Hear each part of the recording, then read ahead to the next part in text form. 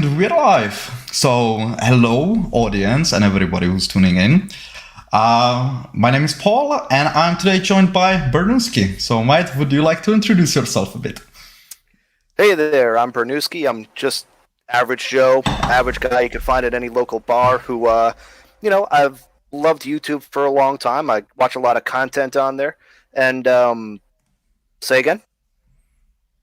Oh, hold I didn't say on. anything. Sorry. I am still got I still got the YouTube thing on. That shows how new I am. But basically, I'm just a guy who sees, everyone's just lying about everything going on in the world around me, and I'm sick of going along with it. So that's pretty much me. Yeah. We have that very much in common. To talk about Kyle Rittenhouse today. Yeah, we're gonna have to get used to a bit of a delay between us. So, we were thinking that we would first go over basically the update and the new development. And in my opinion, the absolute bombshell there was that during the hearing that was mentioned, even though not shown, that there is a video of Mr. Rosenbaum, or we shall call him Jojo for just to shorten it up. That was the first person that Kyle shot after he was attacked by him. And there's a video from earlier from that night that shows Mr. Rosenbaum being at least aggressive, and given how careful Dr. Black was in his wording, I think if we would have seen that video, we could come up with stronger words to describe that. Yes, and this is something that has been mentioned in the past. A witness to the case, a Ryan Balch, who was one of the people who was an armed citizen guarding the community, he had mentioned before that Rosenbaum had threatened him and Rittenhouse, saying, if I get any of you alone, I'll kill you, like that sort of stuff. But I wasn't, we weren't made aware that there was video of that. Now, if there is video of that, that's a major, major thing in regards to Kyle's self-defense claims. Because at that point, if that video does exist and this guy is chasing him, then he can just, it's incredibly reasonable that he would fear from his life from this guy who threatened him earlier. Absolutely. And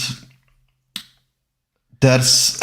I just find it immensely telling that what the media basically focused on in that case, which was the hunting statue. We will go more into that later, but that it was literally not mentioned by anyone. I haven't seen it anywhere. Not a single YouTuber, not a single news media, nothing, not even on Twitter, that they would pick up on the fact that there is truly a video of a lunatic, because that's what Jojo was. He was a lunatic, threatening Kyle and being aggressive towards him at the very least. And I just can't believe that. Yeah, and with the hunting thing, that's really just them clawing at whatever they can to try and have a reasonable case. I mean, what Rittenhouse's defense attorneys are arguing is that because there are laws in Wisconsin that allow people under the age of 18 to carry a rifle around if they are hunting, it shows that the law is vague, because it's not just for hunting. And the judge has even said he needs to do a little bit more research on the law before deciding on whether or not to throw out the weapons charge. He said in the past that laws that are too vague for public understanding, he usually will not, allow prosecution based on that. So again, the fact that the judge is already saying that the law is a little bit vague, that's something that bodes well for Rittenhouse. And to be perfectly frank, the last two hearings that they've had on the evidence, the prosecution has done a very poor job. It has not gone well for them at all. I mean, in the last one where we talked about where we were on with One Man Band TV, in that hearing, they had thrown out the ability for the prosecution to use, videos of things that happened prior to the incident. And now in this one, and after. And now in this one, the prosecution tried to argue that Dr. Black, who is the defense's use of force expert, they tried to argue that he shouldn't be involved. They were saying that the jury is reasonable enough that they should not need someone to describe to them what a reasonable use of force is. But the judge stated, you guys have used use of force experts in the past. There's no reason the defense shouldn't be able to use one now. Right. And in fact, the prosecution claimed that they had a use of force expert of their own, but they didn't have the report ready and wouldn't have it ready until October 18th, just a couple weeks before the trial. So I don't know if that's intentional on their part to hide their case from the defense. But either way, it's just not a good look for them at this hearing. The judge was visibly frustrated. Absolutely. And Jesus, I know, like, I kind of look. You good? Yeah, just drop some ash on my leg. I'm good. I noticed an anecdote where basically they were going over those statues in the latest hearing there, when judge was literally asking the defense lawyer, the bald fella, I forgot his name, and he was asking literally, but why would they write it in the law like that? That's not verbatim, but there was the gist of it, and the lawyer replied, I don't know. To which judge was like, oh, like literally you could hear him, you could absolutely hear him sigh. And I was like, oh my God, it's so good. Because what I got from that is that this judge is absolutely a person who is passionate about his job and who basically holds the court as saint, basically saint, like as a church or something like that. Yes, from what I understand, he's the longest serving judge in that position in the entire state of Wisconsin. He's been doing it for like over 20 years or something like that. Damn. So he's been in the legal system for a long time doing that sort of work. So I think this is something where, if we're looking for a judge who's going to be honest and who's going to be fair, I don't think the Rittenhouse team could have asked for someone better. Yes, absolutely. And by the way, I just, even to people who think that Kyle is guilty, I would like to point out this is absolute must, because that's what you want in the end, at least what you say that you want justice, therefore you want a fair judge, which just because it's not going your way, he's tossing out evidence that you think is important. You know what I mean? It's just, that's how justice works and stuff like that. So, yeah. Mm-hmm. Yeah. And again, with this hearing, this is something that I think the Rittenhouse team is going to be very happy with. You did make a video about it the other day where you did say that the expert witness did miss something about the second shooting where Kyle fell to the ground. Now, in his defense, I think he didn't give a definitive answer on what caused Kyle to fall. I think that he just didn't want to get outside his scope of expertise because he's an expert in use of force. He's not an expert in, the dynamics of how someone gets hit in the back of the head and then they fall later. Sure. I think it was a smart move on his case because, even though you're an expert witness, you don't want to have all the answers to things that you shouldn't have answers to because that just makes you look like a partisan. So I think that, if he's a defense witness from a strategic standpoint and just, being honest, he's not an expert in what would cause Kyle to fall like that. So it's smart of him to not try and play the know-it-all guy who just knows everything. It's good for him to stay within his lane. Well, here I disagree with you a bit, not on the falling, that there you are absolutely correct, but because he said that Kyle was punched and then he fell. You know what I mean? He skipped the fact that he got smacked over the head with a skateboard, which I'm sorry, it's significant in my opinion, especially since Kyle seen who smacked him with the skateboard already. You know what I mean? It is. But the thing is, that's not his job to bring that up. That's something that the defense attorneys will bring up to him at trial. And not just that, but that's something where you see footage. There's going to be footage and audio of Kyle at the police station. There is video of him, showing the back of his head. I think that he said in his words was that it felt like he got hit with a baseball bat before he fell. So he may have confused the skateboard for that.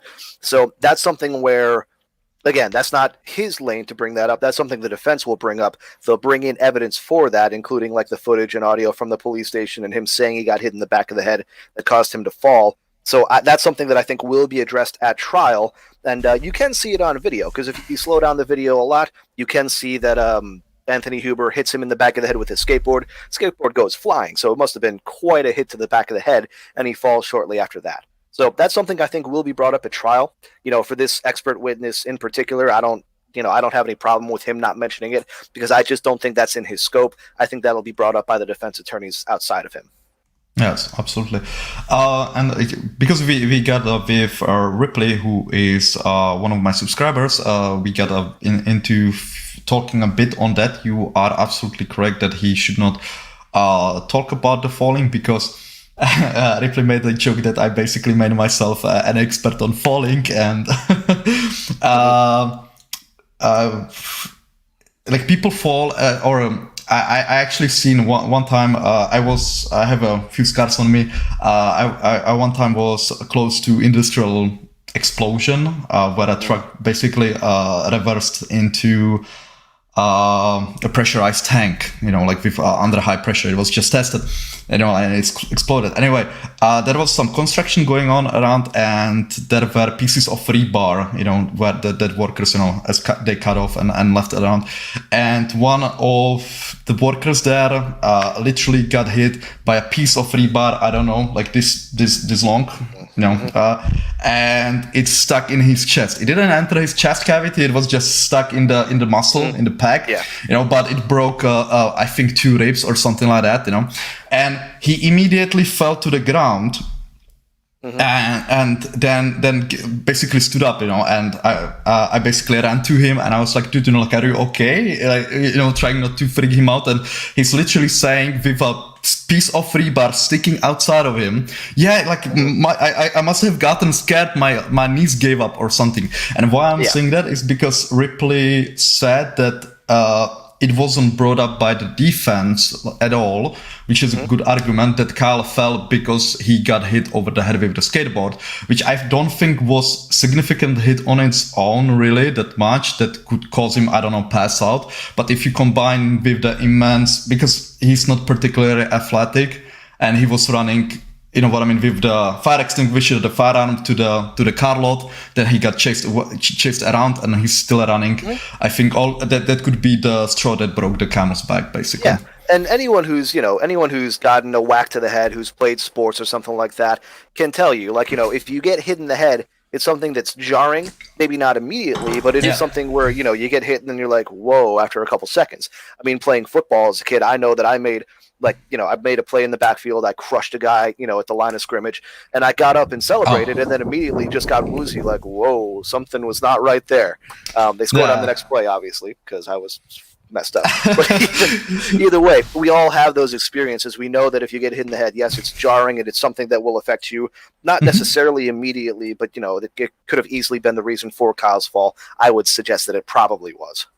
Yeah. But as is my basically stance, it could be, it doesn't have to be, kind of, who knows, you know what I mean? Yeah, exactly. Anyway, so I would like to basically go to the other thing, and that was the media reaction on the hunting laws and stuff like that, which, again, think of Kyle what you will. He's guilty, he's innocent, hey, that's your business, But you cannot deny, because the lawyers, in layman's terms, they were saying he was not hunting.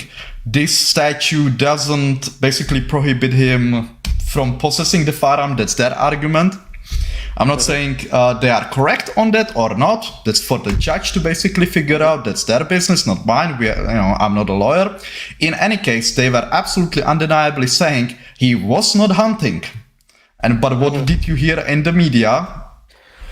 Hunting, you know what I mean? And they basically were relying that people read only the headlines, and they came to the conclusions that he was hunting people. Absolutely. And I don't know how the media exists in the Czech Republic. I'm not sure how it goes there, but in America, basically anything that the media says is a lie or has an agenda behind it. We have less trust in this country for the media than any major country in the entire world, and there's a reason for that. They've earned that distrust. So in this Kyle Rittenhouse case, they have multiple agendas. One, they're against people on the right wing, which Kyle Rittenhouse most likely is. They have an anti-gun agenda, which Kyle Rittenhouse is. He was carrying a gun when he defended himself. And right now they're pushing an agenda of domestic violence or domestic terrorism from the right wing. So every agenda that they have is pushing against Kyle in this case. They're going to frame it whatever way they can in order to make him look more guilty and look bad. Another thing that, it shouldn't be an agenda in this case, but it's something that has been made one, is the racial component of it. The fact that Kyle is white and he was at a BLM riot or protest. For some reason, that turns this into a racial agenda, and the media's agenda in that regard is to basically paint the justice system as being favorable to white people over black people. So if Kyle, they're boosting Kyle to look as guilty as hell. That way, when he gets off, they can say, "Oh, it's because of the racism in the system." They do that with a lot of cases here in the U.S.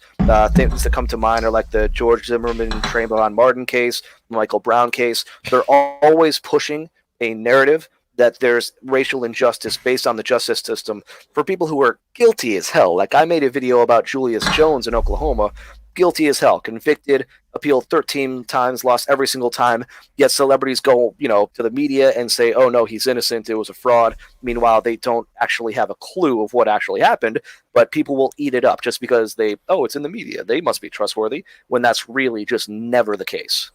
Yes, absolutely. Just before I go on, I would like to just to the audience say that let's say at 20-minute mark-ish, we would read some of your comments, see if there's something interesting, and if you have questions, please don't hesitate and write them down. Yeah. You mentioned you mentioned those cases, but I would like to basically the more absolutely egregious, and it was the Sandman case. Case. Yeah. You know what I mean? And what I hate about it is that you have literally in your country saying, which we don't have, fool me once, shame on you, fool me twice, shame on me. And I'm sorry, but this is literally the same thing when it comes to media and the approach to Kyle as was the Sandman. Yes, and the honest reason for that is because the people who believe the things that the media is telling them, they don't care whether or not they're true. They just care that it pushes their agenda forward. So the people who, purport to believe all the things the media tells them, again, they don't care if it's true. They just care that it pushes their agenda forward. Whether it's true or not is secondary. And you see that because of how many times they've been duped by the media just over the last 4 years. I mean, the Trump presidency, say what you will about it, but the media just lied constantly and got things wrong constantly and made them look like idiots, but they still believe them and they still trust them because they push their agenda forward. I mean, for me personally, if I were made to look like an idiot so many times over the last 4 years, I would maybe be a bit cautious to believe what they say, which I still am anyways. Even though I'm not part of that team, I'm still very cautious with things that come out. Like anything that's favorable to my side, I'll give it a day or two to marinate, see if it's actually the story, and then if it is, then I'll be like, okay, so this happened, this appears to be what happened here. But I'm not a breaking news type of guy. I don't, whatever pops up, I'm not immediately going to go into that because I like to get all the facts first before I shoot my mouth off and look like an idiot. Yes, absolutely. And you mentioned the difference with the media and between our two countries in the Czech Republic. I'm not saying that you should adapt it and stuff like that, but I would say that there's a wee bit of you see here a problem when you have completely and absolutely unrestricted freedom of speech with the media. And what I mean by that, we had, I don't know if you're aware, we recently passed constitutional amendment basically saying that every citizen has the right to defend his or life of his or others, even with a weapon in hand, basically saying it's to combat EU's just completely moronic war on firearms, because they pass on us things that we need to put into law, and it's one of the things that we are trying to combat it, and there was Colonel Czerny. By the way, his name is also black in Czech. He's an expert on use of force. So it's kind of funny. And he was on our state TV, which is, by the way, it's funded by law. The government doesn't have a say how it is funded. Yeah, it's by default, funded. Yeah, so it's somewhat independent. However, they are incredibly woke to a degree, and they for some reason have insane anti-gun rhetoric. I guess some people there in their leadership don't have guns. Anyway, the Mr. Czerny was invited to speak on this amendment because he was the one pushing it. It was initiated by a petition, and he was the one pushing it the most. So he was invited for a discussion on the TV. And so he came there, we're talking to the moderator, and the person that was supposed to, some politician that was supposed to basically turn out and be the voice against firearms, he turned out late. and Mr. Cherny said, it's okay, I can wait, we can talk later. And they hushed him out, basically played a dirty trick that he spoke first on the air, and then the politician came with counterpoints and talk against him like that. You know what I mean? That he couldn't defend those counterpoints. And what was the difference? Where I'm going is that our regulatory body, some ethics committee and stuff like that, I'm not that much into media in these, finer points, literally went ahead and smacked our national TV over the fingers and said, you cannot do that. That was absolutely unethical. You do that again, someone's getting fired. Yeah. So I'm not saying that you should do that, because I know that you pride yourself so much with your unrestricted freedom of speech. But I would like to say that this case clearly indicates that there are also downsides to it. Yeah, and after I make this point, we can go ahead and take some questions because we are 20 minutes in. But what I would say about that, I agree with you in some ways. Like, again, we do pride ourselves on freedom of speech in this country. And I do want the media to have freedom of speech. But that being said, they shouldn't have the freedom to, like, they're given extra protections in our country from defamation lawsuits. Like, if they smear someone, then the people who they smear usually have no recourse, because they're given this wide standard of, if it's news, they're allowed to say it. If it's not intentionally, a lie about someone, they're allowed to say it. And if it's within the public good to know, they're allowed to say it. Now, those things individually aren't bad, but at the same time, it's given them carte blanche to basically just smear and lie about anyone that they want without ever having to face any kind of consequences for it, as long as it fits those characteristics.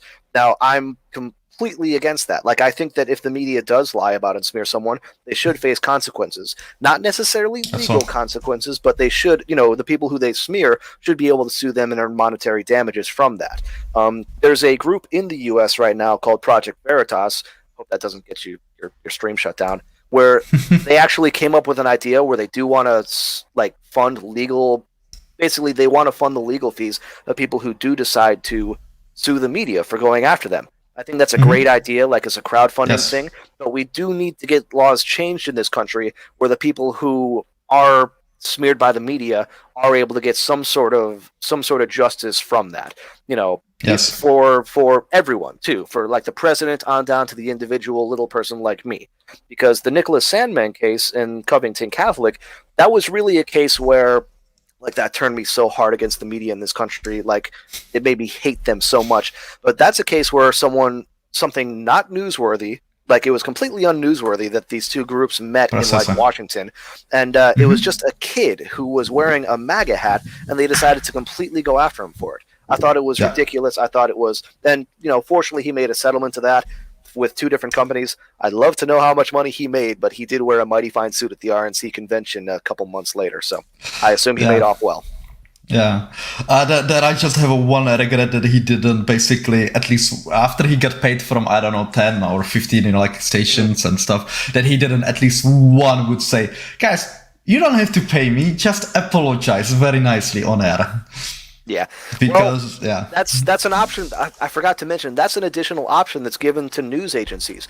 If they do all of the things wrong that I said that they cannot do, they can then print a retraction, and they're completely free from any kind of legal damages for that.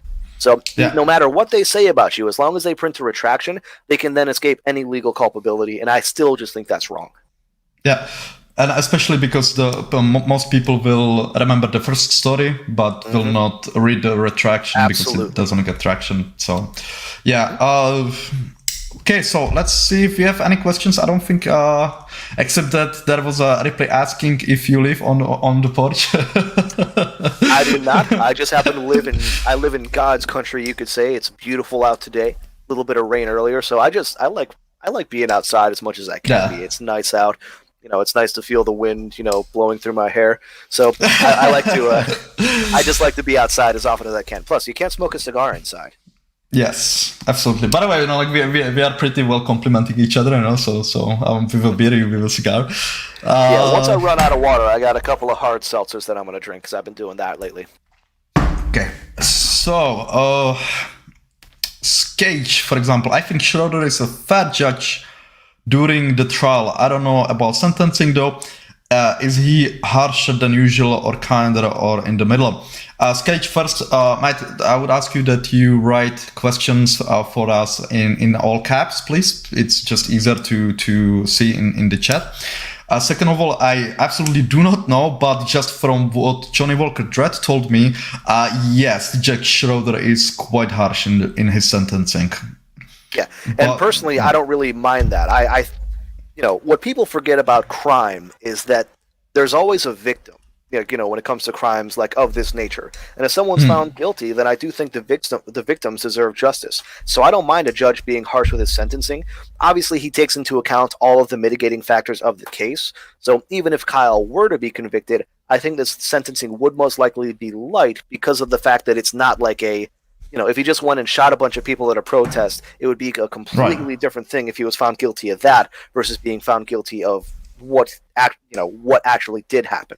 So judges have discretion in this country to determine, what the sentences are and what the sentencing is. I think in this case, just because of the fact that it's undeniable that it is like a controversial case. I think it's a sure thing that it was self-defense, but just because there are a lot of people that think that, I think the sentencing would be light if you were to get sentenced with anything at all.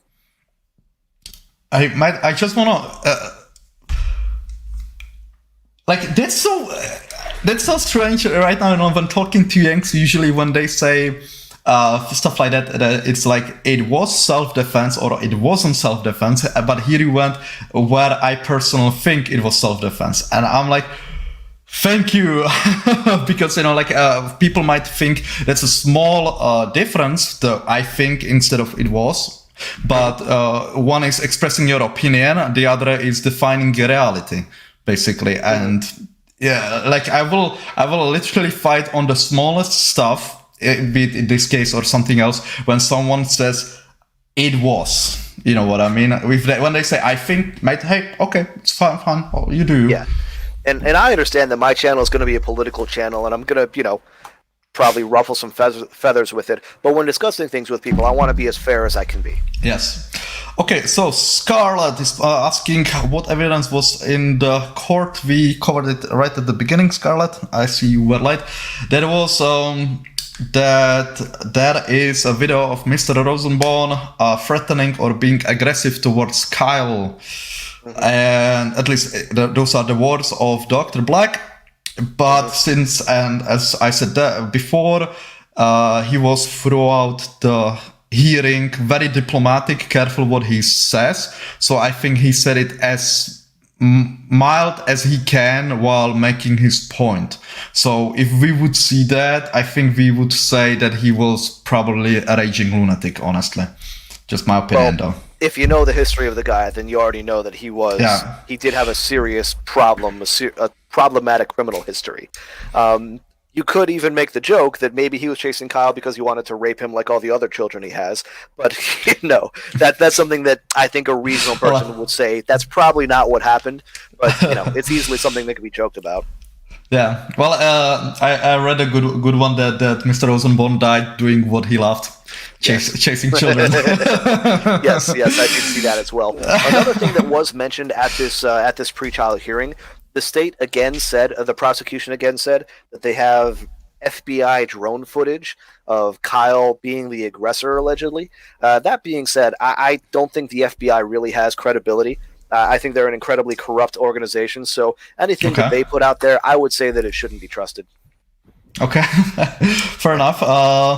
And it's hard to fathom because a long time, years ago, I would have never thought to say something like that about the FBI. But their behavior over the last 5 years has really just been so egregious that it's opened my eyes up and many people's eyes up to things that they've been doing for years now in the past that were just totally off base. Like, for instance, in the United States, there were a couple of terror plots, like, after 9/11, like Muslim terror plots, where the FBI basically staged the entire thing and got a patsy to take the fall for it. Like, I don't remember the exact case, but there's a guy who they planned everything with this guy, and it was like 4 agents taking down one guy for something that they basically set up. And that's something that has happened somewhat recently. I don't know if you've heard any news about this, but the Michigan kidnapping case, this was a major media story, of course, right before the election. Allegedly, a bunch of Trump supporters were trying to kidnap the governor of Michigan But as it turns out of the 19 people involved, like 15 of them were FBI agents. And it's alleged right now that they basically did all the planning for this thing, paid for people to meet together, like paid for hotels and that sort of stuff. So they've just kind of been exposed as a really, really shady organization. In Russiagate as well, like they did so much like corrupt stuff in order to get that moving forward. They tampered with evidence, they forged documents, they abused the FISA court, which is something that is incredibly Orwellian in and of itself. It's like a secret court where they can get basically permission to spy on people. So as an organization, I think they've lost a lot of credibility in the eyes of many Americans.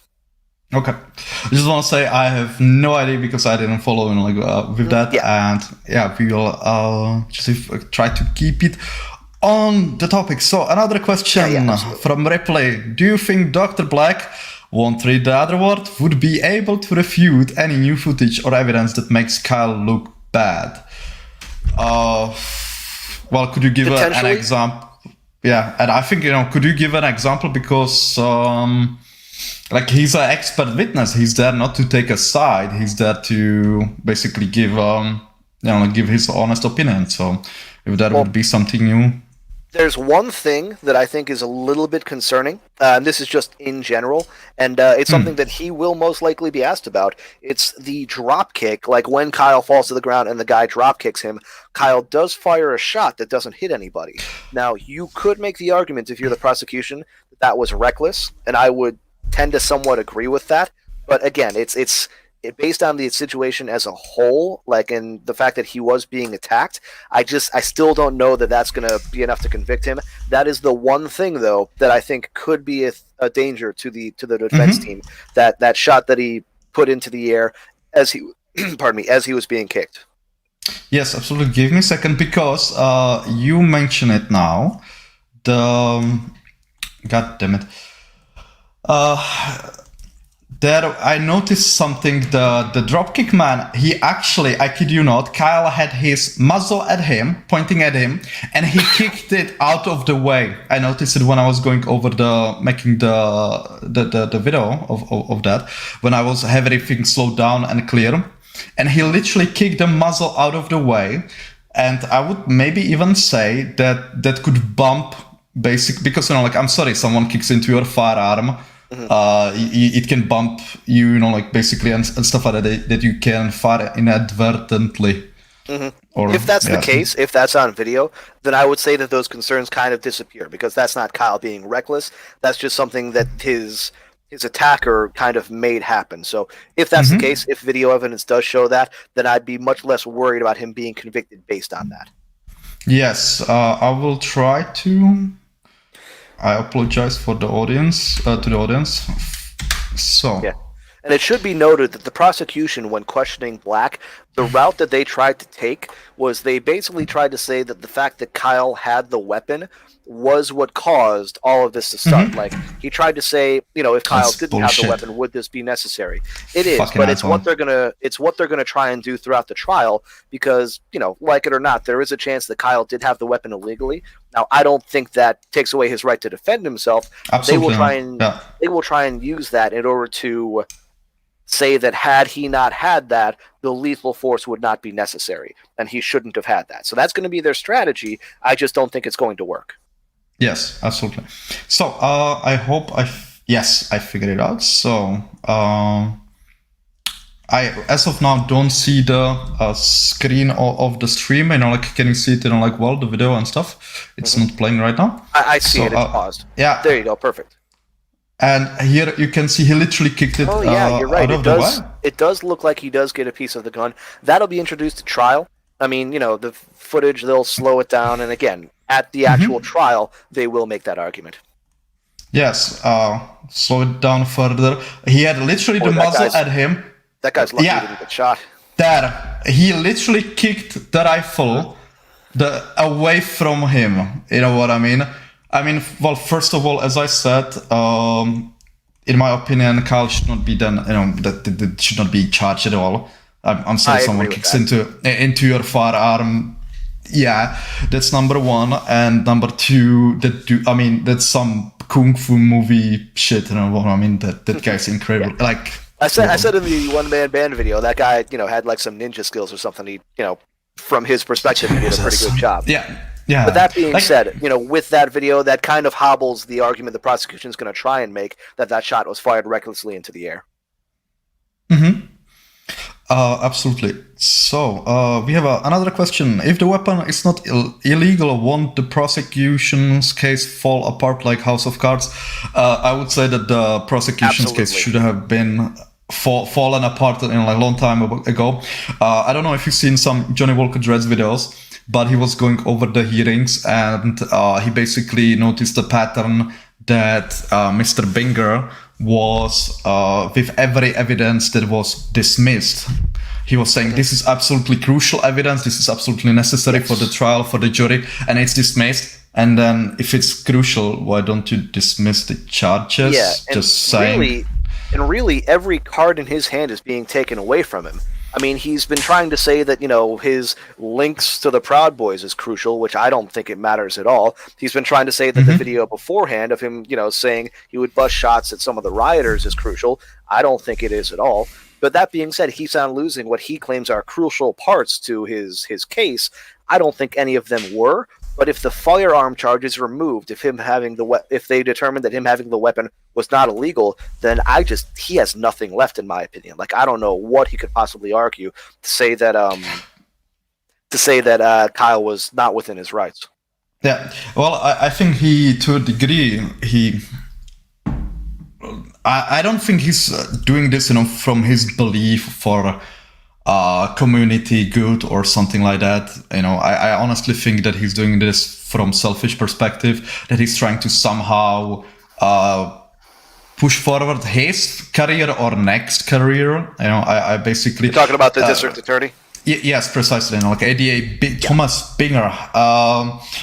Because he did so much shady stuff, and it always made the media. That's the important thing. It was basically non-argument in court, yet it made media, and it was absolutely, let's say, devastating to Kyle's PR. You know what I mean? Yes, and when it comes to lawyers like him, and those are the type of lawyers that people dislike in the legal field. Because as a prosecutor, your goal should be to get justice. Your goal should be to help the victims, achieve the justice that they deserve.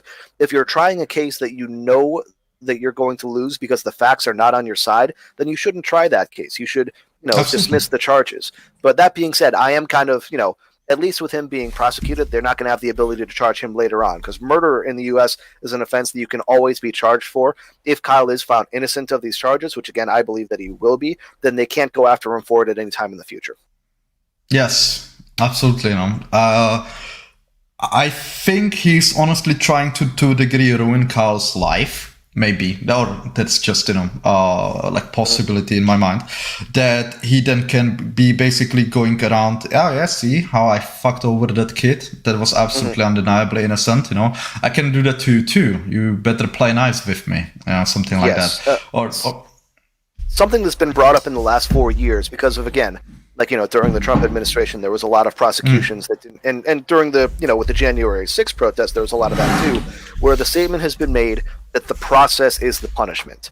Like, Kyle is 18 years old now. This is something that's taking, a year and a half, 2 years out of his life away. And when he's only 18, like, the process of this trial is something that's going to seriously affect him. He's not going to be able to finish school like most people would. He wanted to join the army. There's a very small chance of that happening now.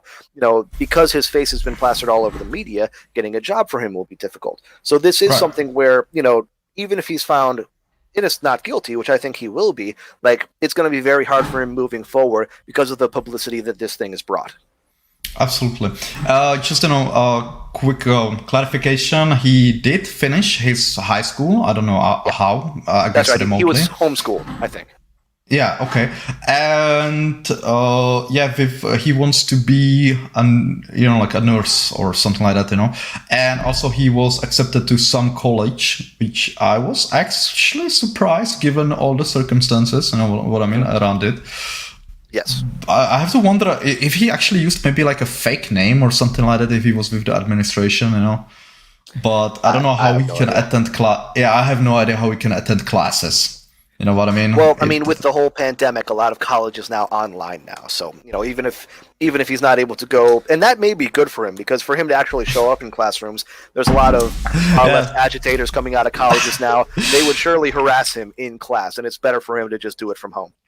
Yeah, absolutely. It's just another person that can say, "Oh, thank God for this pandemic," Because for those of you who do not know, I work in logistics and stuff like that, and it was actually a blessing for us, the pandemic, where yes, some colleagues and some of our, for example, drivers and stuff got sick. Yes, that is true. However, given that there were lockdowns, there was basically no traffic jams. Everything was running smooth, like a Swiss train. It was beautiful. Yeah, and it might be hard for people to hear, but this pandemic has been a boon to a ton of people in a ton of different industries. I mean, when it comes to like the industry that I was most recently in, I was in sales for like internet and cable. Never seen more customers during this entire thing. And again, I know obviously the pandemic has been a horrible thing with, I think, horrible results. Not just the people who have gotten sick and died, but I think some of the results for our society moving forward. But there's a lot of people who have made out like bandits throughout this whole thing. Myself included, honestly, just in the profession I was in. Yes. I would say the biggest benefit of this is, for example, we've seen in this case where you don't have to be physically present, for example, for official business where you can, like Zoom call and other stuff like that. I think basically everywhere this state apparatus was immensely outdated, and it's good that it was forced this way. Just so we have Scarlett also asking. She's asking if you would like to do another live stream with her, if you remember her from the One Man Band TV. I do, yes. And I would have no problem with that. I was previously in an industry. I'm actually not working right now. So I have pretty, my time is pretty widely available. Gonna have to get a job eventually, so it won't be that way forever. But, right now I'm happy to do any live stream with anyone who I think is going to argue in good faith. Like, I don't want to talk with... I'm not saying that I'm anywhere near that level, but I don't want to talk like an idiot like Vosh or Lance from Surf's TV or any moron like that, because I know that they're not going to argue in good faith. Anyone who's going to be honest and tell me what they really think, I'm happy to do any kind of discussion with them. Absolutely. And we have Roy Klopfenstein, and I honestly don't know you. Don't take that person, because we have some haters that we block and then they make a new account. So, but I always give benefit of the doubt. What is the back limit on pederast? And I have no idea what you mean by that. He's talking about pederasty is basically sexual child abuse. Okay. So that might be in regards to the Joseph Rosenbaum situation.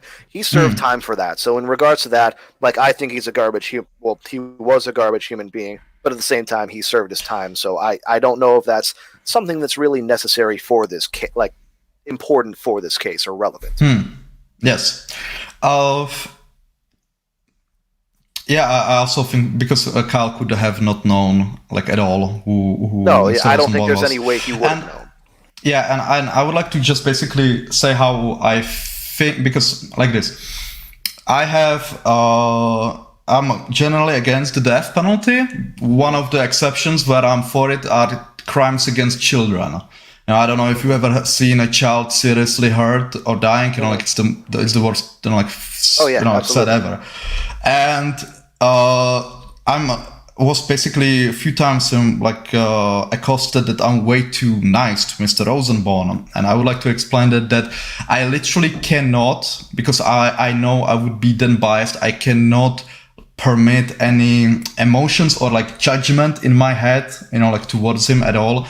Keeping that away. He is for me just basically he's a garbage. No, he's for me object for observation when it comes to that, nothing else. When the trial is over, I will let my basically not feelings, but you know what I mean. Basically, I can let it through, but as of now, it's completely blocked off when it comes to him. We have another. Want to say something? Oh, I was just going to say, with the death penalty, it's very interesting. I used to be completely against the death penalty because I viewed it as the state taking your life into their hands. And that's something that, I prefer small government. I don't want the state to have that kind of power over you. But I think lately we've kind of seen with the, I think it's been called the, what's it been called? Basically the attempt by celebrities and social media pressure campaigns to get murderers out of jail. That's something that scares me. That's something that I don't think should ever happen. I'd be happy to live in a world where they just rotted in jail forever, but I don't want to take the chance that they're released back out into the public. So since then, I've kind of taken the stance, okay, I do support the death penalty. I do want, there to be obviously no uncertainty regarding it. So I've kind of had a change in my beliefs in that regard. Well, I have my stance on that is that, as I said, one is that like serious crimes against children, because in my mind, then I'm sorry, mate, you done goofed up, you're done.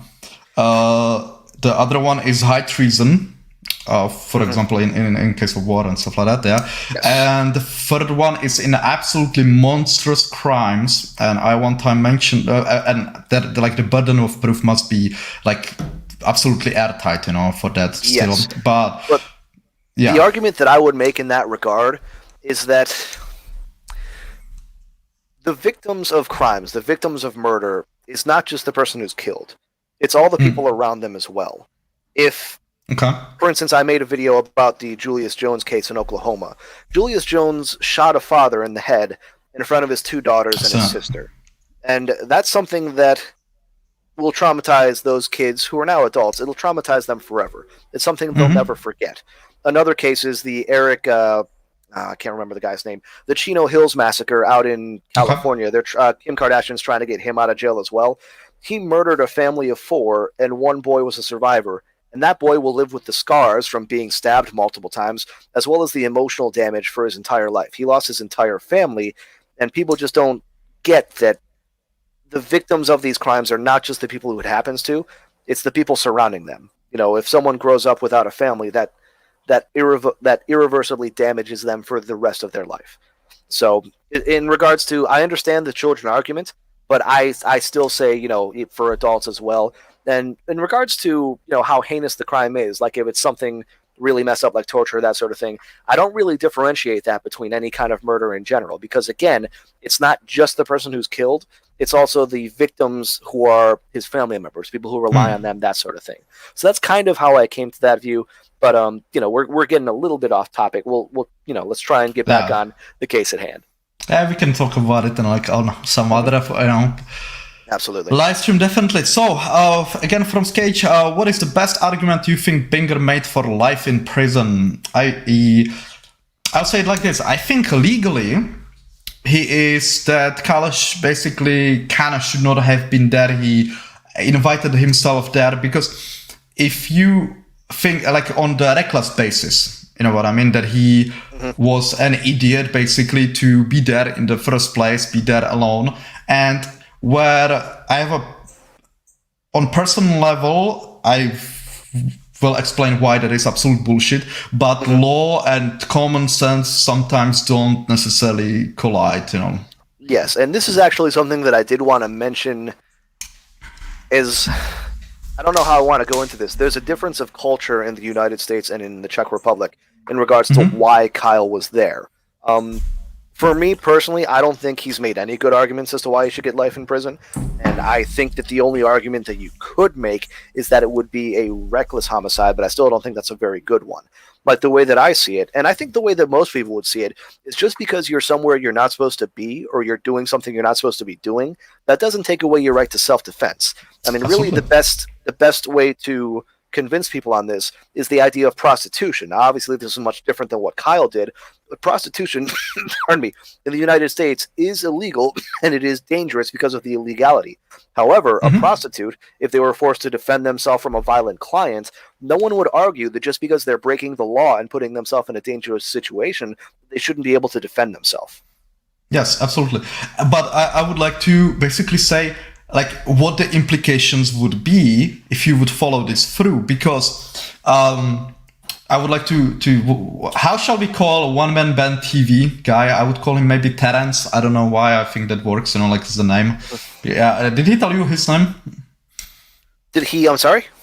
Did One Man Band TV tell you his name? No, he didn't. I mean, I guess we could just call him OMB. I think that's fair. But no, with him and with that entire discussion, like I think that. Just now, I just ask you for the name because I would like to point out the logic when you follow it through. That when you go somewhere, we'll just call it OMB, I guess. Yeah, OMB. So let's say because when Kyle would have to take into account that there were criminals all around and stuff like that, criminal activity going around, and he put himself there in that situation where I understand why some people would have problem, let's say, on moral basis with that. I absolutely disagree that it should be on a legal one because if, for example, OMB. If a nice lady, a very pretty lady would basically text him, hey, like I'm home alone, like come around, and he would be like, hell yeah. And then, oh yeah, but there's KKK guys, like basically breaking cars and stuff like that between you and me. I cannot go there. You know what I mean? Because then I maybe defend like I might get attacked, I might kill someone, and I will be responsible for that attack, which is absolute bullshit because then you're giving control over your life to criminals. Yes, and not just that, but I think that in that circumstance, if he were to decide to go to another place and he was attacked by those people, then no one would argue that, he knew what he was getting into. But that being said, that's a little bit of a different it's a little bit of a different situation because him going to that person's house wouldn't be in any way legally sketchy, like the Kyle Rittenhouse situation currently is. Well, that is the only legally sketchy thing there is that he was there after curfew. The gun is absolutely irrelevant to that. The gun. Yeah, but that's simply irrelevant to self-defense. Even the prosecutor isn't making the argument that the legality of the rifle is relevant to the self-defense, case. Yes, so, and that's a bad argument. So if I was him, I wouldn't make it either. Like again, I think his best argument is the reckless part of it, and the shot against the guy who kicked him is going to be their best way to try and go at this case because they can claim recklessness based on that. Again, the video that you showed, if they show that in court, I don't think they'll have a leg to stand on, but that's got to be, from their perspective, that's got to be the route they try and take in order to have him to get the conviction. But that being said, I do want to kind of segue into the reason that he was there and kind of the difference between the cultures in our two countries.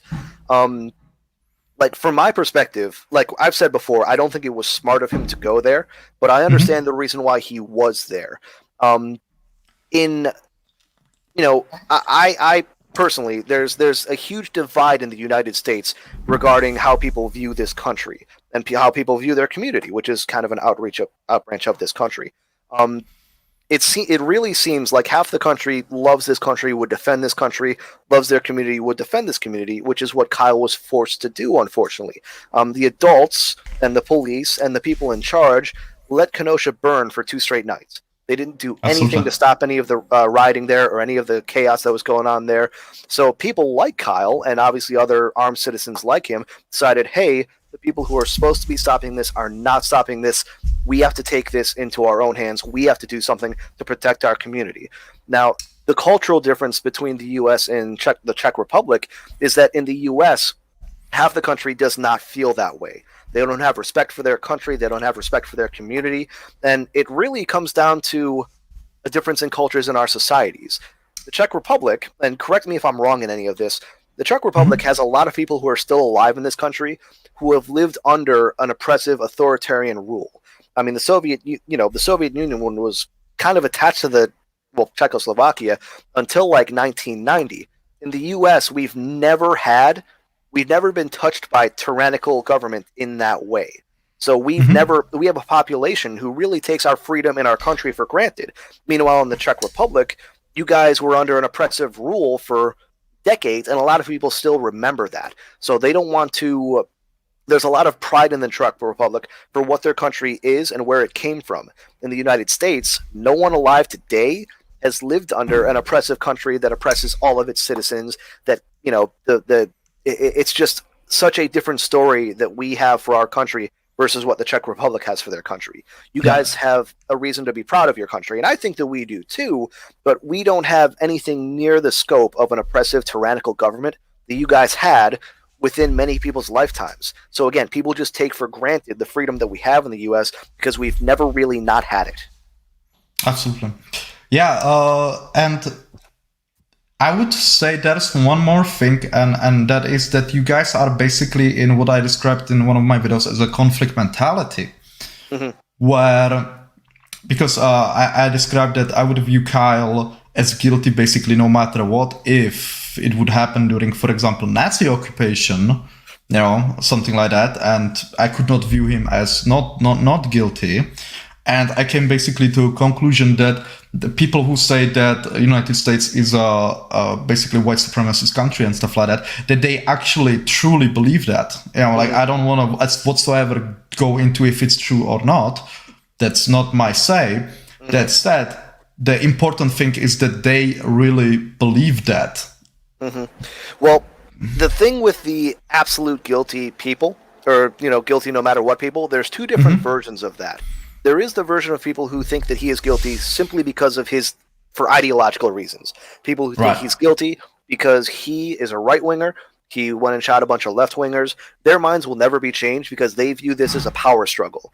They don't want right-wingers to be able to defend themselves during a riot because, again, there's so many agendas that the media took that those agendas are still the same for all the people who view things that way. From the perspective of people like OMB and the people who are on his stream, I think that it's a little bit different. They look at it as not necessarily an agenda, but the feeling that this country has not been fair to them. So why, that they view this as just another injustice towards them, that he is getting the fairness that they have not in the past. And that's something that honestly in this country is fairly reasonable. I mean, I wouldn't say America's a white supremacist country, but we do have a history, when it comes to black people in America, not being granted the same rights, protections, and things like that for black citizens. And that's something that they see and that is in the back of their mind. And that changes the equation for them, where they view it as, again, kind of as the media is portrayed, white guy getting away with murder, something that we could never get away with. In fact, Book, in the discussion that we had, said, we would never get away with this. That kind of gives you an idea into the thinking behind why they find Rittenhouse to be, why they think he's guilty and why he's going to be found guilty and why they want him to be found guilty. And again, it's something that I disagree with. I disagree with so much of that perception because I think America really has changed and gotten better for black people and for every American. But at the same time, it's something that is always in the back of their mind, just because the level of discrimination black people have faced in America, it's something that was extremely intense for a long time. And longer than people think, because, I mean, there's a lot of talk going on right now about the disease that shall not be named and the cures for it. And, up until like 1970, there was something called the Tuskegee experiments, where they basically they gave black people placebo instead of actual medicine they needed to cure diseases. And so there's a lot of distrust there that is, I think, rightfully earned. So that's kind of the perspective they're coming from. I don't fault them for that perspective. I think that it's the wrong perspective to take on this case because I think justice should be completely individualized. There shouldn't be group justice or group punishment. People shouldn't be punished for crimes they did not commit that the society at large is responsible for. And a great example of this, Eve actually brought this up in the video where they brought up the O.J. Simpson verdict, where she argued that the O.J. Simpson verdict was not, that wasn't necessarily judged strictly on the facts of the case. And I'm not saying that she said that was a good thing. I think she just made an observation that was correct, that O.J. Simpson was determined to be innocent largely because of what was going on in society at large. And I don't think, and Eve is right in that regard, but I don't think she would argue that's a good thing. I don't think that she would argue that the family of Nicole Brown Simpson got justice in that case. She just made the observation that that is something that plays into that plays into society and plays into the court system. I think it's wrong. I think it's something that should never play into, trials that are going on in the country. But that is something that from their perspective that they look at. Yeah. Basically, I honestly got the feel when I was talking to that book fella that I honestly think, maybe not consciously, but subconsciously, they would want an independent country. I mentioned in my video that it was literally when I was reading at high school, for example, be it plays or other things from writers when we were still under Austrian-Hungarian Empire. It was like, I noticed kind of similarity there. And to for example, people who think that it's, I don't know, maybe un-American or something like that. Hey, basically how you create a nation is that you put people together in somewhat close proximity, quite a lot of them. They have common language, and most importantly, they have common struggles or hardships. And common values. That comes from that, because when you have common hardships and stuff like that, you put them together, you shake it, you stir it, leave it sitting, for 150 years, boom, you have a nation. And as you said, the United States fucked over black people quite a lot throughout the history. So I would not be surprised if there would be really this sentiment for an independent country, basically. And again, that's something that is completely different culturally between our two countries, because not just with black and white people, but also with people on the right ideologically and people on the left ideologically. There's a total difference in values there that we'll never really escape from, because we all live together. It's all just everyone thrown together. My neighbor is going to be a Democrat, my neighbor is going to be black, I'm going to be white, I'm not going to be that. And I would never want to separate them from from them as a country, but our values are clearly very different. In the Czech Republic, you guys are very, I would say, fortunate. You were initially thrown together as a country as Czechoslovakia. Now you're two separate countries. All of the Slovaks live in Slovakia. All the Czechs live in the Czech Republic. You have your own values that differentiate you as countries, but your people in the Czech Republic are able to live with people who are like-minded like them in that situation. So again, culturally, you guys are much more together in your thinking and your values, that sort of thing, than we are in the United States. So that's something that, again, plays into this case a little bit just from people's perspectives on it. Yeah, okay. We take another question, because we passed another milestone. That is 1 hour and 2 minutes as of now. It seems actually shorter, I must say. So, Sketch asks, what would you think Carl would think of exile from USA as punishment with all his money? I would say, honest to God, he would be welcome in Czech Republic, just saying, And with what I said, if he were to go and, try and get away, there's a lot of places in America you can go where he would be welcomed. Again, the red state, blue state divide is a serious difference in values and morals and that sort of thing. He'd be welcome in any red state, especially ones that are not heavily populated, like Montana, North Dakota, that sort of thing, or Minnesota, or even Wisconsin. There's a lot of rural areas in Wisconsin where he would not be bothered by anybody. But if we were talking countries, really the entire Eastern Bloc has a set of values that is more, what's a good way to put this? It's more tenable for conservatives in the U.S. now, because they lived under communism.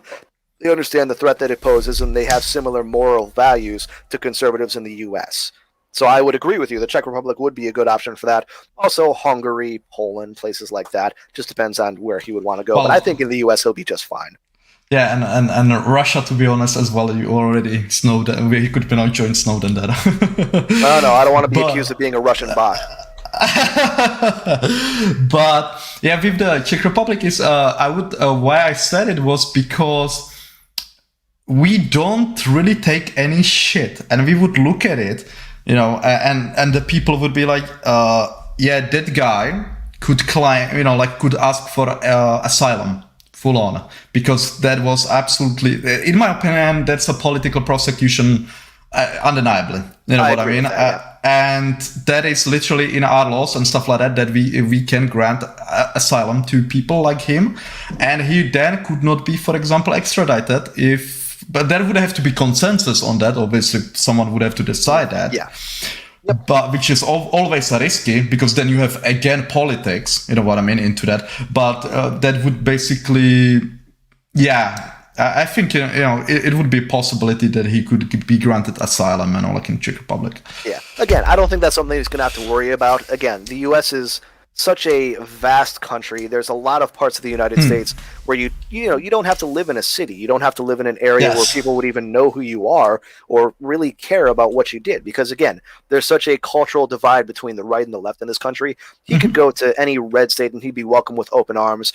He'd probably want to go to a less populous state because, Florida's a red state, but there's a lot of people on the left who really don't like him living in Florida. If you were to go somewhere just to get away from it all, you'd probably be looking at like North Dakota, Minnesota, somewhere similar to the climate that he's in now, just not somewhere where he's going to be hassled. Okay.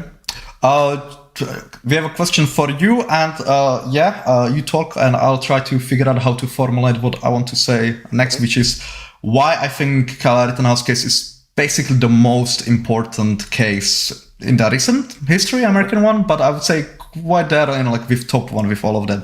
So Scarlett is asking, what got you into YouTube, Bern?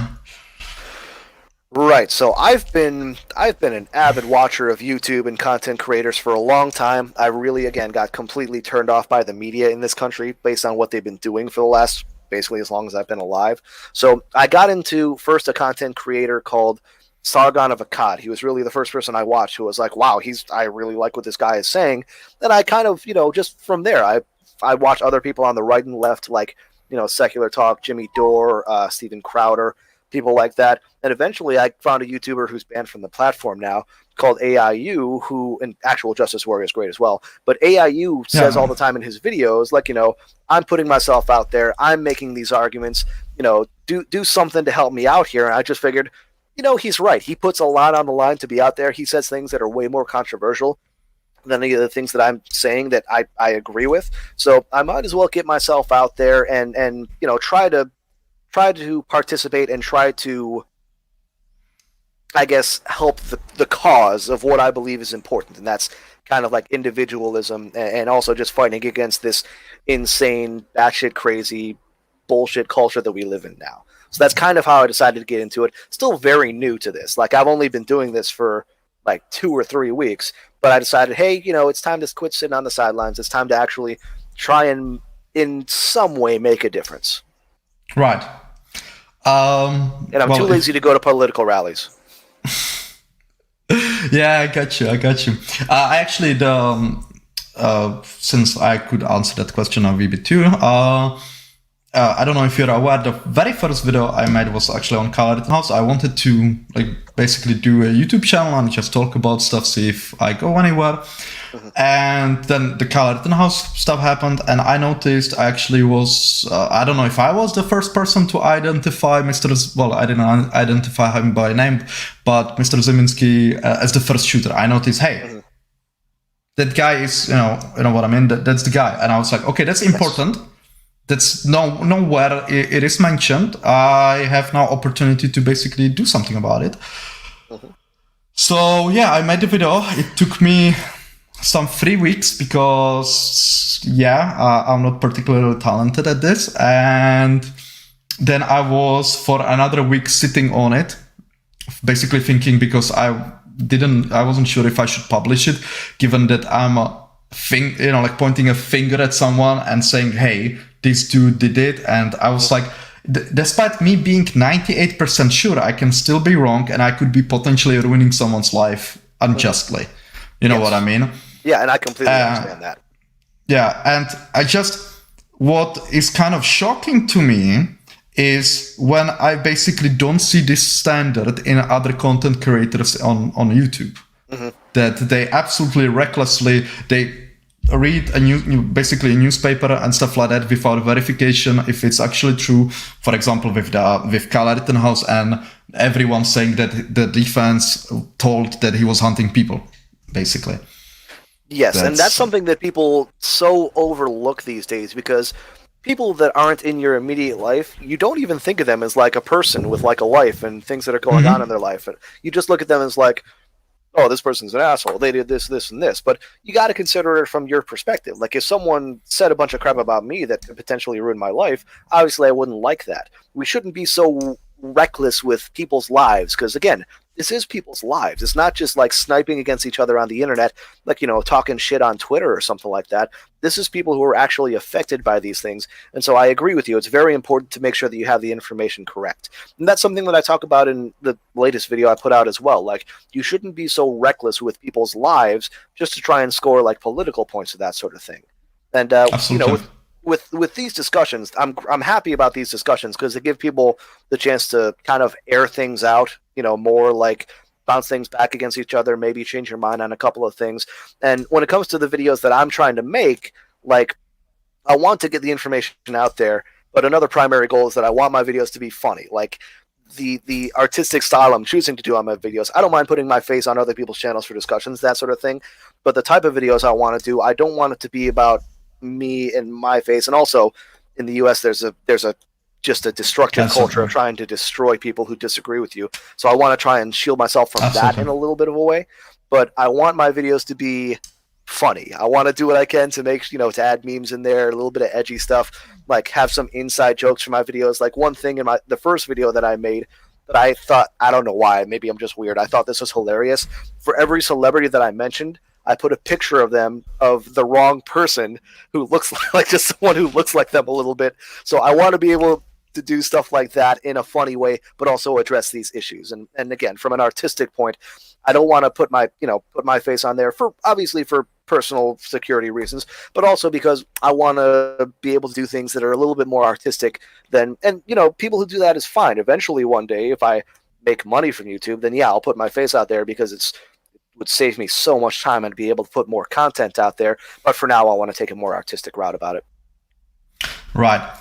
I must say I'm very careful about my privacy, and I'm like harsher for cancel culture basically to identify, because in my country we don't have cancel culture. So good luck. That's me. Again, the difference of values between our two countries, and the fact that people are more together, they have the same core values in your country, so you guys don't have to worry about things like that as much as in the United States. Yeah, basically only way where you could say cancel culture would be like with politicians, if there would be a scandal, but that's given, right? Yeah, because you're putting yourself in the public eye in a way that is meant to serve the public. So yeah, I precisely. Yeah, the basically thinking, the reason behind it, why we absolutely dodging this cancel culture is simply there's freedom of speech, and what the hell is freedom of speech good for when you say something someone doesn't like and you lose your livelihood? That's not freedom of speech, that's a tyranny. Not just that, people shouldn't be punished for their opinions. People are allowed to have opinions that are different from you. I mean, I could go out there and, like, obviously I'm not saying this, but I could go out there and be like, that Hitler guy, he wasn't so bad, and I shouldn't be punished for that sort of thing. Obviously I'm not saying that. That's fucking crazy talk. But at the same time, people shouldn't face professional repercussions to that sort of thing. Personally, yeah, your friends can say, well, you're an asshole, I don't want to hang out with this guy. But I try not to judge people by the worst things about them. I try to judge people by the things that I like about them. Like, when it comes to, like, it's so ingrained in our politics these days, like the smear and basically trying to paint people as bad as possible and trying to paint people's supporters as supporting them for the bad things about them. Like Trump, he was an adulterer.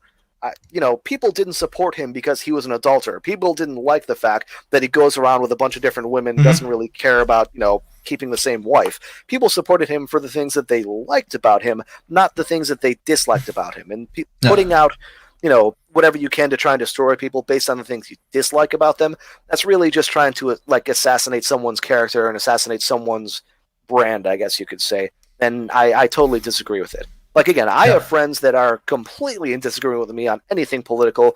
Like, I'm sure I have friends who are, like, socialists or that sort of thing, and I don't view that as being a good thing. But at the same time, I would never abandon my friends for that sort of thing or fire an employee for that sort of thing, which I used to run a place in the past, so I could have done that. But it's not something that you should be judging people based on. You should judge people based on the good things about them, not on the bad things about them that are, insignificant to how you interact with them in real life. Yes, Sketch, dude, I don't know, where you're going. We have I'm not gonna even read that question, or a question. Oh, why? What is it? I mean, as long as it won't get you censored, I don't care. Okay. That's. I don't know where you're going with that, Mike. He said, when it comes to Hitler, so many people enjoy their lives, which is a direct consequence of all the deaths Hitler and his war caused to be available.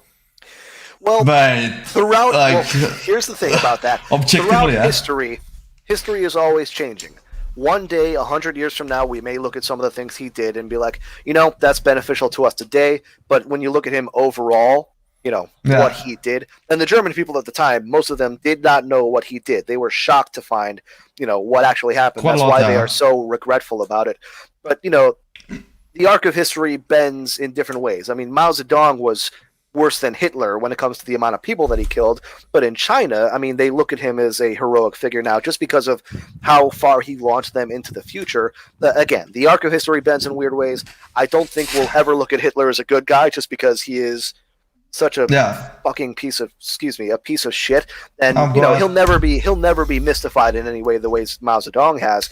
But again, the arc of history bends in funny ways. Who knows? Yeah. I would highly doubt it, though. Yeah. Anyway, with the you just said with the Mao and how it's perceived in China, I think the Chinese state propaganda has a wee bit more to do with that.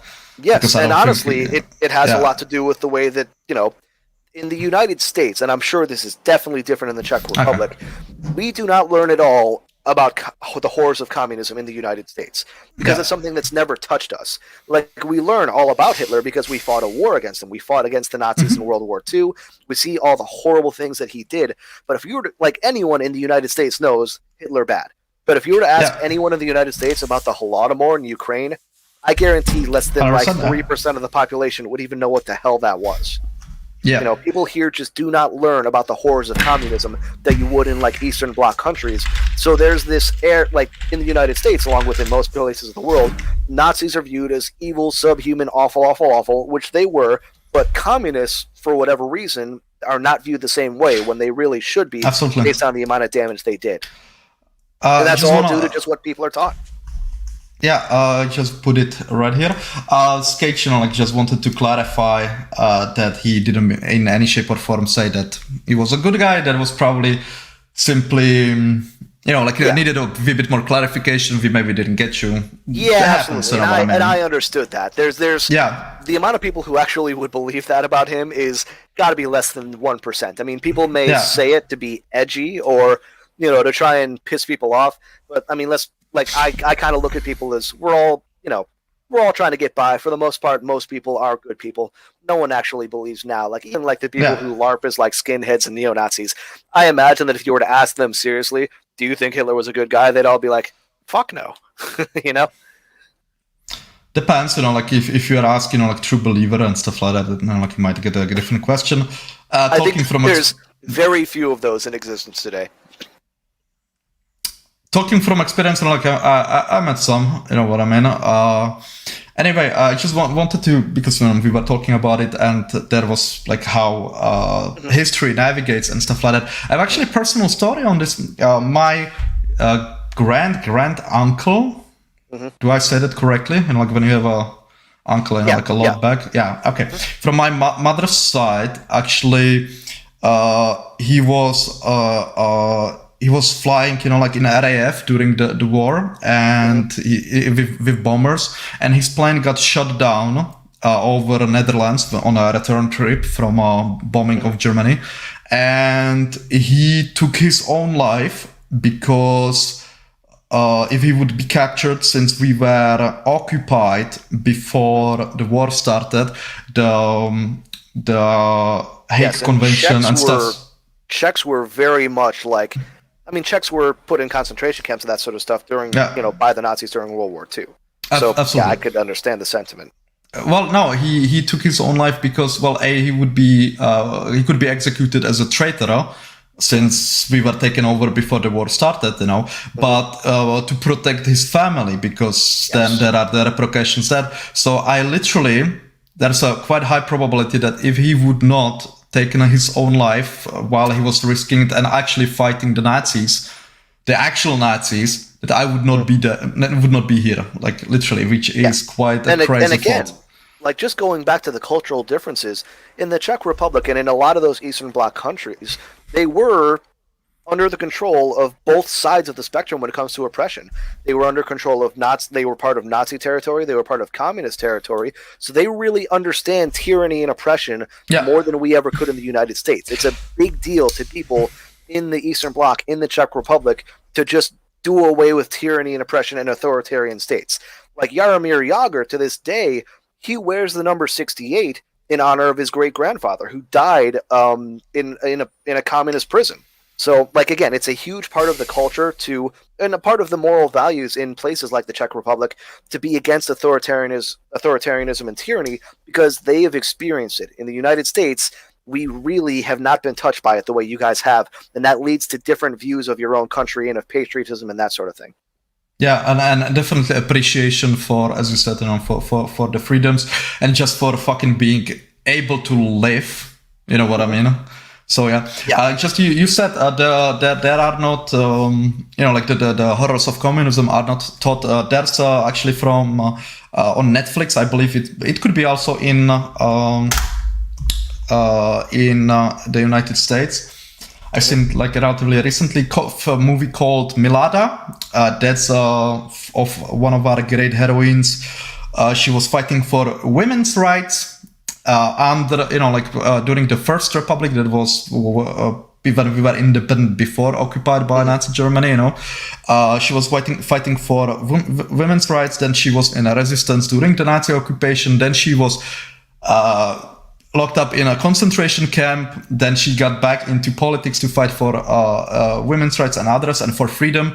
She stood up to communists and they full on executed her for basically thinking, that there should be freedom and etc. And so I would recommend it to, whenever you see some asshole say, oh yeah, we should do some communism or something like that, show him this, recommend him that movie, because there's one line that resonated with me immensely. And that was that when she was imprisoned under the communist regime, her family wanted to visit her, and they weren't allowed, and they literally said, which is true, there's a historically accurate movie, that even under the German Nazi occupation, they allowed visitors to the prisoners. Which I was like, shit. Because Nazis and stuff like that, they might basically discriminate or fight against you given who you are, what race you are, and stuff like that. And communists, they will kill you for what you think. Therefore, you are more danger to be in contact with other people. And at one of our discussions with Johnny Walker Red, I asked him, or I put forward a rhetorical question. Given how many people were killed and for what reasons, well, does it make a difference to you when you are on your knees in front of a shallow grave, who pulls the trigger and puts a bullet in your brain, if he's Nazi and it's killing you because of your race? I completely agree. Yeah. Because it doesn't make a difference to the victims. Yeah. So... Yeah, and I must say it's absolutely bonkers when I hear from US, oh yeah, let's be communist. It's like, oh, are you fucking kidding me? Yes, and again, when it comes to the Kyle Rittenhouse case, this is part of the huge cultural divide in our country. Because, again, in the United States, we're never taught about the dangers of far-left ideology. It's something that is not even in the mindset of most Americans. People fear far-right people in the United States, which, again, legitimate fear. But that simple fact is the reason why the left is so adamant about having Kyle Rittenhouse be found guilty, because they view him and people like him as the far right, being a threat to the country. And again, they've never been taught about the threats of the far left, because again, it's never touched America. It has the other parts of the world, again, no one in the United States knows what the Holodomor is. No one knows what the Khmer Rouge were. No one knows what Mengistu in Ethiopia or any of those communist atrocities are, because it's something we're never taught about as kids. But everyone knows what the Holocaust is, even though it didn't kill nearly as many people as, for instance, the Soviet Union or, the Chinese communists. Because, again, in the United States, because we've been touched by this. It's not necessarily just because it's some, communist teacher plot or something like that, but communism has never actually been something that's touched the United States, so people don't know how destructive, genocidal, and deadly an ideology that has been over history. And because of that, people view Rittenhouse as, far right bad, far right threat, but they don't understand the dangers of moving further and further to the left in this country and the authoritarian ideology behind it. Yes, I must say, there's one more thing, that they are absolutely ignorant even of that, because that's just perception of chaos, because I don't know if you read the New Yorker article by Miss Page, I believe, on Kyle Rittenhouse. I think so. Yeah, you'll have to refresh my memory. Yeah, she mentioned that he was Andrew Yang supporter, that he was on a basically Trump rally for the experience. Oh yeah, and I think Johnny Walker Dredd touched on that article as well. Yeah. Is that right? Yeah, that's correct, absolutely. And so, Kyle is therefore kind of supports the left. And there's one more thing I would like to basically say is that he was by every definition on the side of BLM during that tragic night. If one piece of testimony is correct, and that is Ryan Balch said that during the night there were some, he described them as, I believe, young girls that maybe not also have been not 18, you know what I mean? They were 17 or something like that were running around with fire extinguishers and putting out fires. And they were adjacent to the Black Lives Matter movement. Because in their mind, and absolutely correctly, they believed that the fires and stuff like that, the damage, will poorly reflect on Black Lives Matter movement, no matter who started those fires, which is true. So yes. By that definition, by Kyle Rittenhouse running around with a fucking fire extinguisher and trying to put out fires, he was by every definition on the side of BLM. And I don't necessarily agree with that, but at the same time, I understand, I wouldn't say that he was on their side, but I would say that he was sympathetic to their cause. That's how I would put that. Because he is, it does show in his face, of course, he is very back the blue. There's a huge cultural clash between those two groups, but at the same time, the idea that because again, he was there saying he's going to provide medical attention, he had a fire extinguisher. I think that in his mind, he just didn't want more people to get hurt and more chaos to happen. People who are pro BLM, which I am absolutely not, I'm totally against them, but they're still people. And if one of them gets hurt by some rioter throwing a brick at somebody, then obviously, he wants to be there to help them. And I agree with that cause. Okay. By the way, with what I meant on their side, I meant in such a sense, enemy of my enemy type of thing. You know what I mean? Or and I wanted to. I agree with you. I just wanted to kind of clarify that for my benefit and for the audience. Okay. Cool. By the way, I said there was some 25. Damn, that the time flies. 25 minutes ago that I would like to go basically over why I think this is one of the most important cases in history, and that is. This is undeniably true. Honestly, nobody can dispute this. Think of Kyle, he's guilty or he's innocent. Yet everything, but the important part is everything is on camera, basically. And you are divided-ish 50-50. You know what I mean? You cannot agree on what the fuck actually happened, if it's good or bad. And I'm just, what the actual fuck? Because that, it just highlights the division and your basically inability to talk to each other, if you don't get me. And that is very dangerous. Yeah. I 100% agree. It's amazing to me. Again, the cultural, political divide in this country is so great that two people can see the same exact thing happen and come to two different conclusions just based on their politics and what agenda they want to push forward. I mentioned that in, the video that I just put out. There's a ton of reasons why the left wants Kyle to be found guilty. One being his politics, second being the gun issue. They do want to restrict guns in this country, and a story of someone defending himself from rioters with guns is something that's very harmful to their anti-gun agenda. But not just that, another thing that I do bring up is that the left in this country, they have become very Soviet in their nature, in that they want to take away your ability to, even take away your ability to beat them in the battle of ideas. They want to take away people's right to be on social media. They want to take away people's right to, speak freely about their ideas.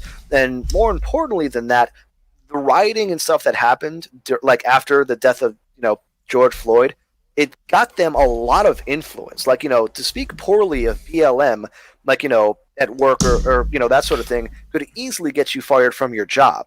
And this is, it's another instance where they want to take away an ability to stop them. Like, with the rioting, again, that brought them a huge level of influence. It might look badly upon them, but people are now afraid to say things that go against the rioters. Like, people are so cagey in how they phrase things. Like, rioting is bad, but, voice of, the unheard, like that sort of stuff. And it should just be, no, rioting's bad. There's no need to cage that in any kind of messaging or that sort of thing. But they want to take away people's rights to put down the riots. They don't want people to be able to stop them from gaining that influence. I mean, Kyle Rittenhouse is not the first self-defense case where they've gone completely against the obvious person who was defending themselves for a political agenda. I mean, I bring up in my most recent video the McCluskey case in Missouri. I don't know if you heard anything about this. I'm familiar. I'm familiar. Yeah, a bunch of BLM or Antifa. I mean, they kind of converge with each other at these riots. Yeah. Not saying they're the same people or even have the same ideas, but they're in the same areas when it comes to these protests and riots. They broke onto this person's property, and they come out with guns and basically warded them off. They tried to prosecute those people. They even tampered with some of the evidence in the case, and they want them to be found guilty because they want people to fear going up against them. They want people to know that there are consequences for going against them in speech, on social media, as well as even during these riots. They want people like Kyle, like the McCloskeys, to think, boy, it's really not worth it to even get involved with this sort of thing. Let's just let them do what they're going to do. And that to me is, again, one of the main reasons why people on the left want Kyle to be found guilty so badly. They don't want people to have the ability or think it's worth to prevent them from rioting and to go against them. 100%. And with the McCluskeys, just if you could say, I wasn't aware of any tampering of the evidence. Could you elaborate on that? Yes, the district attorney in that case, who initially charged them, actually, like, the gun that the woman was using it had the firing pin removed. So it was what she was doing. She had no intention of ever shooting anyone. Okay. It was completely just to be threatening to keep people away from the property. The district attorney made the gun usable, like inserted a firing pin and then used that as evidence that she had intention towards shooting people. So that's something that happened in that. Yes, I know. And I think that she may have faced some sort of punishment for that, but in the end result of that case, I think they came to some sort of settlement or something. I haven't looked into that case nearly as much as I have the Rittenhouse case, because again, I agree with you that this case is important just in regards to not just what's going on in the country, but also for self-defense reasons. And did the process, first of all, where did you get this information, or how is it verified, or who put it out? Oh gosh, it's so long ago I don't even remember at this point. You can look it up. In fact, here I'll do just a quick search right now. Yeah, I can spell their name wrong. In the meantime, I just say one criticism I would have of the McCloskeys, if I have a second. So, I don't want to trigger YouTube, so I'm using exclusively Nerf guns, for demonstrations and stuff like that. Yeah. If there are any safety sallies, no magazine, chamber is, empty. Oh, hold on a second. I'm on another page. Let me. Oh, okay, very nice. Yeah. Yes, but I just want to explain a story right now. Oh, sorry. Yeah, you can listen because you are knowledgeable of firearms. I want to explain for the audience who maybe isn't. I'm looking at a story right now on. I'm looking at a story right now in St. Louis Today. That's like a news station in St. Louis where that happened, where there's an indictment claiming that the McCloskeys' gun was altered, leading to evidence tampering charges possibly being brought. Again, I haven't looked too much into it since this came out. This story happened that months ago, but that is something that was part of that McCloskey case that, not widely reported, but is something that apparently happened. Okay. Cool. So, you ready? Or Yeah, go ahead. Yeah, okay. So just one criticism, I would have of McCloskeys, and this is minor one, yeah. And it was that they were constantly basically flagging the people around. And why I'm saying is that not necessarily for their safety, but you don't have any way of how to escalate without shooting. I would recommend having the in-law ready, and when, for example, someone aggressive comes closer, they were complete amateurs. you know what I mean? yeah, you can raise it up. You know what I mean? In that basically, and just that aggressiveness and stuff like that, the determination often is enough to. Yeah. Something that was brought up on another debate that I was watching was actually a debate between Destiny and Bosch, where their idea of having those guns, like again, with them as well as the armed citizens in the Kenosha, the people who came out, their intention was not actually to shoot people. Their intention is to ward people off, to tell, basically warn people, don't come near me. You don't want to mess with me because there is a possibility of doing this. So they do want to have a level of threatening, people to, again, stay away. So, when it comes to, obviously, I don't think they were handling the guns very well, but the idea behind them doing that is to try and be threatening in a way that will ward people off.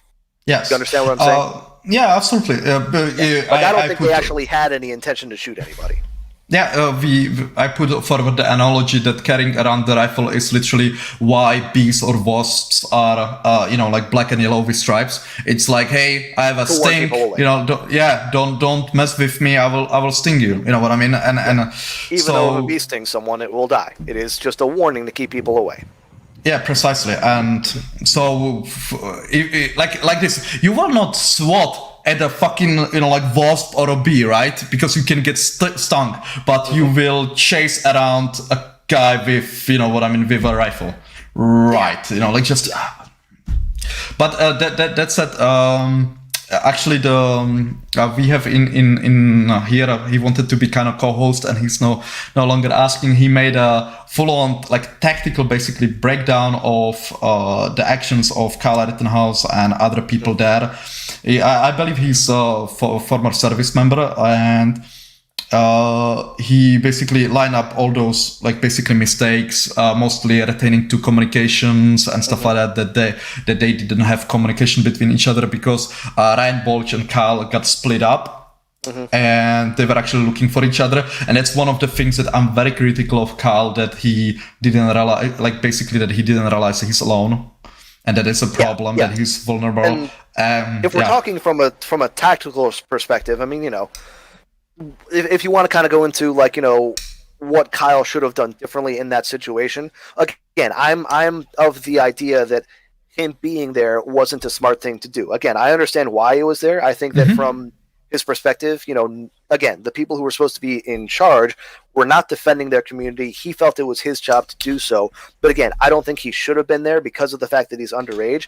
And I think that we see the results of that now. Again, if he wouldn't have gone, he wouldn't be dealing with all this.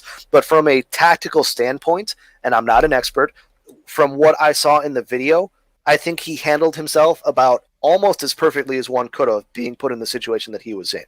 I mean, he tried to, in the U.S., in self-defense cases, and what we're taught when it comes to getting a gun license, that sort of thing, you are taught to try to get out of the situation in any way that you Absolutely. can. The whole idea of stay in your ground states and that sort of thing, that's not how you're actually taught to behave when you have a gun.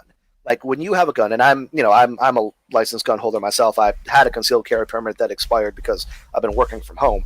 But when you have a gun, you are taught to try and avoid these situations, and if you're put in a situation, to try to escape them. He tried to escape the situation in all of these cases. From Joseph Rosenbaum, he ran all the way across the parking lot, got cornered, had to shoot him. I think that what he did in that situation, 100%, what I would have done.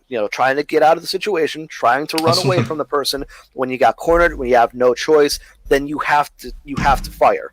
In the second situation, again, same thing. He's running away from the crowd. He's running towards the police. This is, if I was him, exactly what I would have done. Because again, after he shoots Rosenbaum, the police aren't near. If he tries calling the police, that's not going to do anything because they're dealing with a riot. He tries to call 911. He's going to get, what is your emergency? Okay, please hold. If there's a riot going on in the town that he's in, there's no chance that the police were going to come and protect him in that situation. So I completely agree with him running to go find the police on his own. In the second, and not just that, people are yelling get that guy, cranium that guy, that sort of stuff. So it was, I think, his moral duty to try and go get the police on his own. In the second situation where he is running to go get the police, there are people chasing after him saying, get that guy, stop that guy, brain that guy, that sort of thing. And again, when he's attacked, the first shot, which again, it looks like the guy kicked the gun away. He was trying to shoot a guy who was attacking him. Again, don't think there's anything wrong there now that we've seen the video, on this stream that shows that. And then in the second one with the guy who hits him with the skateboard and then tries to take his gun, I did look into this a little bit legally in Wisconsin. And again, just from a moral perspective, I think that he had the right to shoot that guy. But in Wisconsin, and this was decided in another case that's similar to this, if someone is grabbing your gun, that person is considered by law to legally be armed as well, because they can easily take the gun and turn it on you. And it doesn't matter whether the gun is strapped to you or anything like that. If they have hold of the gun legally, they are armed as well and attempting to attack you. So in the second shooting, the second guy who he shoots, Anthony Huber, Absolutely. I think he was well within his right, and I think that he made the right decision to shoot that guy who was grabbing for the gun. The third shooting, I think it could not be any more clear. Guy, pulls a gun on him. He points his gun at that guy. The guy stops, puts his hands in the air, and Kyle doesn't shoot him. That to me shows that Kyle did not have the intent to kill that guy, because if he did, he would have just shot him as soon as he walked up to him. The guy put his hands in the air, then wheeled his, then put his gun forward, and Kyle disarmed the guy, shot him in the arm, and I thought that was, just to think about how good of a shot and how poised and under control he had to be to make that shot, really incredible. But in that shot, again, he did the right thing there in disarming the guy, and even after he shot him, he didn't shoot to kill, because he didn't shoot the guy after that. And the person behind him, even, who put his hands in the air and backed up, Kyle didn't shoot that guy either. So again, in this situation, throughout the start of when it began, when he started being chased by Rosenbaum all the way through the end, I think that he made the right decision in just about the entire way through. He made the right decision. He made the right decision to go to the cops with his hands in the air. Once they told him to get out of there because there was a riot going on, he turned himself in Antioch a few hours later. There's nothing that he did, starting from when Rosenbaum started chasing him to him turning himself into the police, that I think that he did wrong. Absolutely. Yeah, I agree with that. Jesus, with the insane shot on Mr. Greuschkreuz, that I would say that was insane. But I would like to basically say, I don't know if you've ever been in a fight or flight situation, because I believe Kyle was definitely in when Mr. Rosenbaum was chasing him. Again, by my opinion, but given everything. You have insane tunnel vision, right? That I will not go too much into it, but you have just immense tunnel vision, and you are just focused basically on two things, or one or the other, is escape or basically kill. That is because you are controlled by your lizard brain, and so Kyle was in that situation, and then this is simply how evolution shaped us. If you don't get out of that fight or flight, basically immediately, or within, 5-10 seconds, whatever, right? And you are still in danger, the brain literally tells, okay, we tried to scare you away, didn't work, we need to give you all the basically perception as much as possible, so you enter this state of hyper awareness. You know what I mean? You have to a degree eyes on the back of your head, you know what I mean? And you have just instinctually, you know what I mean, even with the shooting, you know what I mean, you move in such a way that I think that wasn't coincidence, but Kyle was to a degree just a passenger in that, if you get what I mean. And not just that, but the way that he behaved it was like he did a better, more moral, more thoughtful job than other situations that are similar to his. There's a couple of cases in the U.S. that were made very popular. Have you ever heard of Bernard Goetz? No, I have no idea what it is. Bernard Goetz in New York City, I think this was in the 90s or something when they had a serious crime problem. He was riding a subway and he carried a gun on him for protection, and a bunch of guys, approached him to try and, jack him up, take his stuff, attack him, and he shot them, in self-defense, and he actually shot a guy who was laying on the ground after it was all said and done. He was found innocent because, again, there may be cultural reasons behind that, because New York City had a serious crime problem and people looked at him as somewhat of a hero. But in that situation, I'd say he took it further than Rittenhouse did, and he was still found innocent by reason of self-defense as well. There's another case that I think happened recently, I think it was out of Florida, where a guy with a gun tried to carjack someone at an ATM. The guy shot him and drove off. came back, and then shot him again for good measure. And I think that guy got off as well. I know. I think that guy got off as well.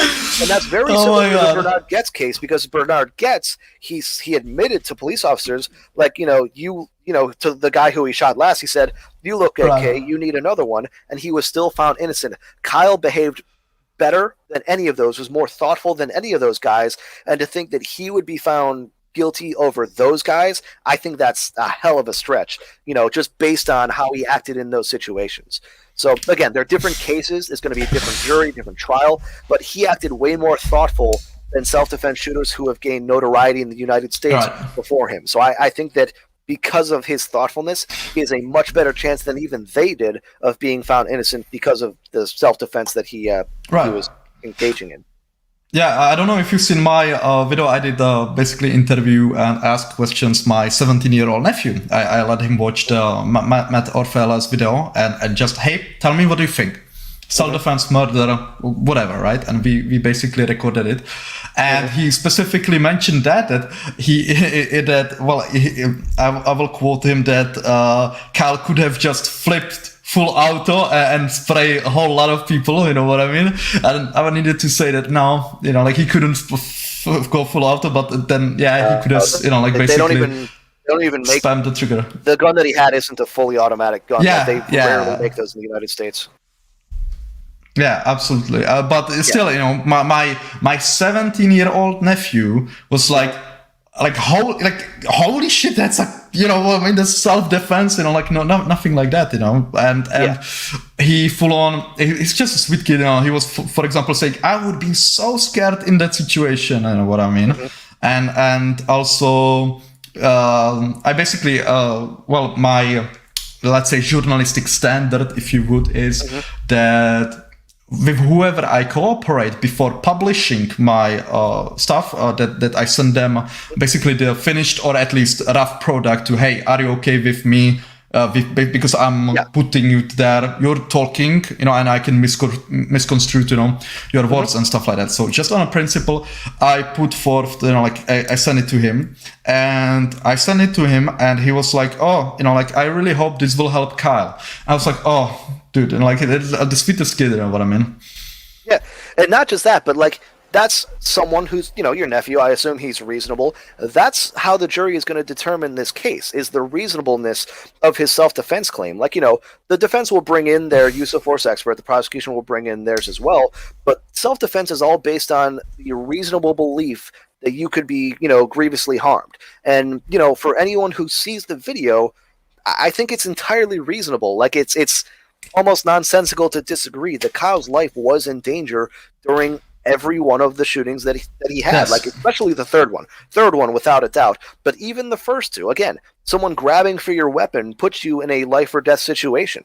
So based on how Kyle acted and the way that he comported himself, I just think it's a slam dunk that it's self-defense because of how well he acted in that situation. Again, the amount of measure that he had in not firing wildly into the crowd and not shooting anyone who didn't attack him. I think that because of the way he acted, because he acted so measured and so, for most people, the lizard braid kicks in. I think that a Navy SEAL wouldn't have handled it any better than Kyle did, based on, what he was put up against in that situation. Yeah, that's basically one thing that he did correctly from the, let's say that he is making sure that he's not persecuted, because he's literally running away always, and he's giving that to me. The running away is the most important part, because again, as a gun owner, you are taught 100% try to escape the situation and in any way you can. Because again, the last thing you want is to shoot someone. Obviously there's the moral thing of, you're shooting someone, but obviously also the legal complications that you'll have to go through, similar to Rittenhouse is now. The fact that in every circumstance, he was attempting to flee. To me, it makes this an open and shut case. I can't believe, I honestly couldn't even believe that it was being prosecuted after seeing the video. But I think that is what is going to make it so that he is found innocent of these charges. Yeah, I just wanted to say that basically, if it would not be, let's say, I don't know if he would be Marine in Baghdad, and you know what I mean. That would not be the chance of prosecution. The mistake would be that he let others to basically get to him. You know what I mean? That's just that. But that again illustrates he has, in my opinion, a good heart, because he literally didn't shoot unless necessary. That's one.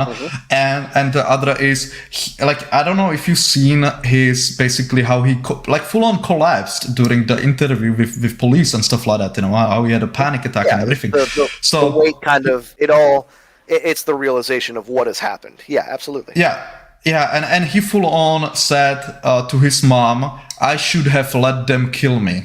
That's what he said. And it's just, he's either, you know what I mean, he's either honestly with a good heart and he didn't want to hurt anyone, or Hollywood honestly should give him a call.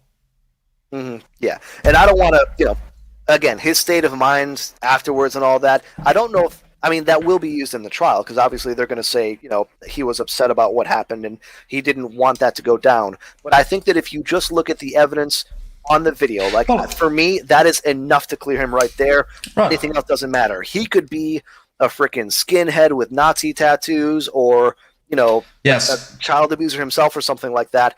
None of that really matters. What matters is the direct evidence of what happened, and that's what I would love for people to just focus on that. Because anything else about Kyle Rittenhouse, whether he's a good person, bad person, member of the Proud Boys, anything else, it does not matter who you are. You always have the right to defend yourself when you're threatened, and that should be the only thing that matters in this case. Absolutely. And but I brought it up because that's literally the definition of self-defense. He said, "I should have let them to kill me." Therefore, so he thought that they were believed. Yes, they believed they're going to kill him. Bam. Okay. There you go. Because self-defense is a subjective what you believe at that moment, and what we often talk about with Johnny Walker Threat is that the crowd that was the second part of the shooting, the crowd could have believed he's a mass shooter. Fine, but that still doesn't diminish Kyle's claim for self-defense. Well, I would, that's an argument that I've heard, and I just think that argument is nonsense from the perspective of people who want him to be convicted. Because, first of all, there was no point where he was a mass shooter. Legally, he wasn't a mass shooter, obviously, because he only killed, I guess maybe because he shot 3 people. But there was no point in time where he was under attack or he was a mass shooter. When Rosenbaum attacked him, he hadn't shot anyone. So clearly he wasn't a mass shooter at that time. When he was running away, he wasn't a mass shooter. He'd only shot 1 person. And not just that, but he wasn't in the act of threatening to shoot anyone at that time. He was running away. His gun was pointed towards the ground. There was never a threat of him as being some sort of mass shooter or threatening anyone at any time other than the people who directly attacked him. You can't claim that someone is a mass shooter when they're not in the act of shooting anyone and hadn't shot more than 1 person who had attacked him. Like, when the second people attacked him, he wasn't a mass shooter at that point. He had shot 1 person. He was retreating. He was running away. He was not threatening or aiming his gun at anyone else. He was attacked, and he had to shoot for self-defense. I just think that argument that people make is total nonsense. I don't think it's going to fly. I don't think there's a chance of that happening, that flying in court. Absolutely. And what I want to say. Yeah, Jesus Christ. We're not going to talk about how he crossed state lines. That's... I can't understand how is it possible that I know what the fuck is the big deal of that. You know what I mean? That's A. And B, for example, the OBD and others, are simply guilty that they don't realize that you are states of America. You have different laws, different cultures and stuff like that in different parts of the... Yeah. It's very funny, and this isn't something that OMB said specifically, but for people on the left, like the Young Turks sphere and that sort of thing, saying he crossed state lines, it's very funny to see them care about borders in that regard. Forget the southern border or anything like that, but he crossed state lines. The fact that they make a deal out of that to me is hilarious. And not just that, but he lived in Antioch, Illinois. That's a village, that's a border town with Wisconsin. He only lived about 20 minutes away from Kenosha, where he worked. So, that's just such a it's such a ridiculous argument to make that I can't help but laugh about it. Absolutely. Here we have a comment from Mr. Grayman. The media has most of the jury population with misinformation and lies. The only way Kyle gets convicted is if the jury has been prejudiced. I cannot pronounce it, from MSM. Yeah, now that's actually a great point that I do want to address a little bit. Absolutely. There is the possibility, and I don't exactly know the laws in Wisconsin. In certain cases, you can ask for a bench trial. That would basically mean that it's just the judge who decides on that. I don't think they're going to go that route. I don't know the laws in Wisconsin. They may not be able to. It's a bit risky, just, depending on the judge. But another thing that people aren't considering, and this is something that I myself had not considered, yes, the MSM has put out a lot of misinformation about the case. They've stirred a lot of people against Kyle. But you have to remember, this case is being tried in Kenosha. This isn't some George Floyd thing where it's so obvious that the guy was, killed by the police officer. This is a town where Kyle went there in response to people rioting. There was a lot of people who were living there who had to deal with these rioters as well, who had their businesses destroyed, set on fire. A lot of the things they loved about their town. People haven't considered the fact that this jury may be more prejudiced for Kyle against the rioters. Again, that's something that's hard to think of since the MSM has so poisoned the well on this issue. But the people there, they're living there. They experienced what was going on in that town. They suffered through the 2 nights of destruction when nobody stopped the rioters from destroying the town that they live in and they love. So I understand what Grimm is saying, and I understand what he's saying now. But among the jurors, there could definitely be a bias for Kyle just because they are against the rioters and what the rioters did to their town that they live in. Right. He clarified that he meant federal fed the jury population. Yeah, and this is state crime. So if he means like a federal prosecution, that's not something Kyle needs to worry about. But yes, he's talking about the jury population in general. Yes, and to be perfectly frank, I think of juries as kind of like, to be a jury member in this case, to say you don't know anything about the case, you'd have to be so tuned out of society to not know what's going on. And same thing with the George Floyd case. Like, there wasn't a chance they were actually going to get someone who didn't know what was happening in that trial. So when it comes to jury members, I think they said it in the movie Let's Go to Prison. You have to be pretty stupid to be, to actually get selected for a jury in a serious trial like this, or just completely ignorant of what's going on, living in the six, something like that. But that being said, the jury, they may come in with the bias of being favorable to Kyle because he went out there to stop the people who were destroying the town that they live in. So again, I don't know if that's going to play into it. There is a possibility that it will. Usually for trials this big, you would want it to be done outside of the town because of the bias for the jury, but no one's really considered the fact that the jury may just be biased for Kyle, and I think that's something that that may be a possibility in this trial. Absolutely. I basically said it to Johnny Walker Red in such a sense that are basically only two options. Either Kyle is getting found innocent because the jury is super sympathetic towards him and stuff like that, or he's not receiving a fair trial. That is one way or the other. That's at least how I see it. Yeah, I completely agree. And again, this is a situation where, like, for me, I view him as innocent, and whatever the jury says isn't going to change my mind in that. I see the evidence. Like, we'll see more evidence at trial, but I can make the decision for myself. I think it's clear that he's innocent. Whatever the jury decides has no effect on that whatsoever for me. It just depends on who the jurors are and any evidence that we haven't seen yet. But again, based on the video that we're seeing, I don't know what evidence they could possibly provide, short of Kyle approaching Joseph Rosenbaum and saying, "Hey, I'm going to run away from you guys about 20 feet and then start shooting at you." I don't think there's a single chance in hell that he actually is guilty of murder or first-degree murder, which I think is what they're charging him of.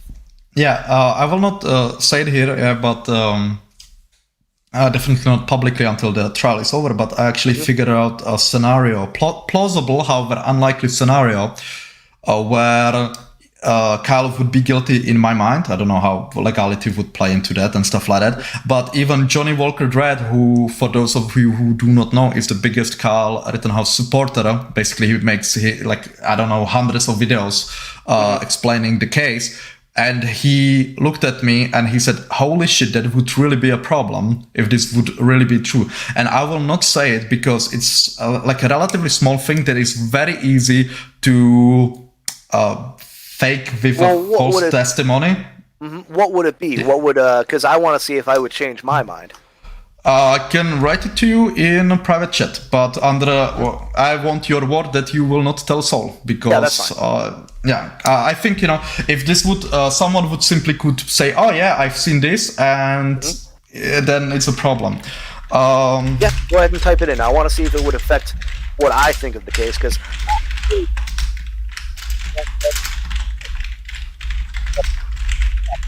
short of Rittenhouse approaching Rosenbaum and his crew and saying, I'm about to run 20 yards away from you and then turn around and shoot at you, again, I just think the video evidence is so clear. I think it'd be impossible for me to really change my mind on this issue unless something incredibly drastic comes up that completely changes everything.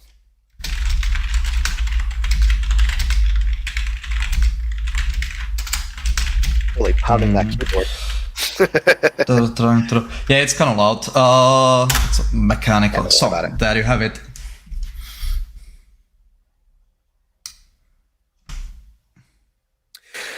No, I still don't think that would be good enough for me. Okay. Not just that, because if that was the case, then that's still him that's Kyle preventing him from doing something like terroristic in nature. So no, I would say that still wouldn't change my mind in that regard. And earlier on, this is something that I mentioned. I don't know if it's going to come into play, and I think it may be something that was even debunked. I think there is still the possibility that Rosenbaum may have confused Kyle for the guy who actually put out the dumpster fire that they were pushing into the gas station. So again, I don't know if that's been debunked or anything like that, but that is something that there was a bit of speculation on earlier. If that's the case, though, if Rosenbaum actually did confuse him for the guy who put out the gas station fire, and that's the reason why he came after him, to me, I see that as stopping an act of terrorism. Pushing a dumpster fire into a gas station could cause an explosion that could kill dozens of people. Absolutely, yeah. That literally could destroy the city, because I don't know if you've seen the in my reaction video to One Man Band's TV video, I literally put their gas station exploding. I don't know if you've seen it all, but it was just massive explosion. Yeah, absolutely, and it literally flung a tanker truck like hundreds of yards away. You know what I mean? It was insane. So Sketch, but yeah, just Burn. I don't know if he would be legally, you know what I mean, guilty with that scenario. But in my mind, he would be responsible for the outcome to you know what I mean? Maybe, but again, that's something that is so. I have a tough time, one, thinking that that's something that actually happened, and two, even if it did, I think that it's just it's so outside. It's too outside the realm of possibility for me. And how would we talked with Johnny Walker Dredd, and there would be a possibility for it. I don't want to basically hint at it, so someone doesn't figure, something similar. Yeah, that's fine. Yeah, but there would be a possibility for it, but it's unlikely given everything we know, you know what I mean? Yes. But I imagine a scenario where that would be a possibility. And again, that is very unlikely. Well, no evidence of it exists. That's why I'm keeping it basically close, because again, someone could fake testimony based on that, and it could swing some jurors, for example, and I simply don't want that on my conscience. I'm sitting on this information for well over a year. I figured it out basically right away, because that's how my mind works. And I will kind of, say, hey, I'm a good guy, because if I would, for example, now publish it, you know what I mean, that would carry, I would probably get a lot of views and stuff like that, but I simply could not live with the potential that I may have caused in a certain manner. May try and use that against Kyle in some way. Now, an interesting thing about what you're saying, and this is basically, I'm not going to give too much away, but it is setting the stage that maybe there was some contact between Kyle and Rosenbaum beforehand. If the prosecution actually does have some sort of FBI aerial footage that they're claiming that they have, again, I don't actually trust that, but if they do have that, then that is something that maybe could point to your contention. But again, I think that's I think it's way too much of a stretch for it to actually, Right. be something that's brought up. Yeah, as I said, I don't think it happened. You know what I mean? There's no, but it's just a plausible scenario. You know what I mean? That I thought of, and another reason why I don't think it happened. Well, being literally not a single time brought it up. So, and he has this, like FBI footage now too. So yeah, like I'm pretty sure, like close to 100% sure it didn't happen, and it's close to now in the realm of impossibility, but still I will keep that information to myself. And not just that, but if that is the case, there's no reason for, because again, I think this is a serious factor in Kyle's, feeling that he needed to defend himself. The fact that Joseph Rosenbaum took off his shirt and wrapped it around his face so he couldn't be identified, I think that's something that shows malicious intent. And that's something that, you see with and this is kind of outside the point, but with the Antifa type people, they regularly cover their face so that when they commit crimes, they can't be identified.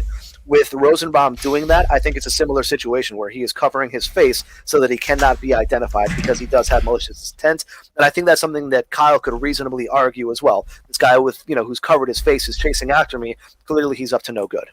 All right. I just send you a clarification basically of my position. I understood that. Yeah. Okay, so by the way, Sketch, I will hold you to that, and just by the way, I don't know if you can see the comment. I can, yeah. Yeah, okay. The Sketch, I will hold you to that, and just say to set the parameters correctly. Just if the scenario would be true, if it would change your mind, not necessarily the legality of that, So, by the way, guys, we are now at 2 hours and 5 minutes into this. I must say, yeah, it's really time flies, and I'm okay with going more. What about you, Bern?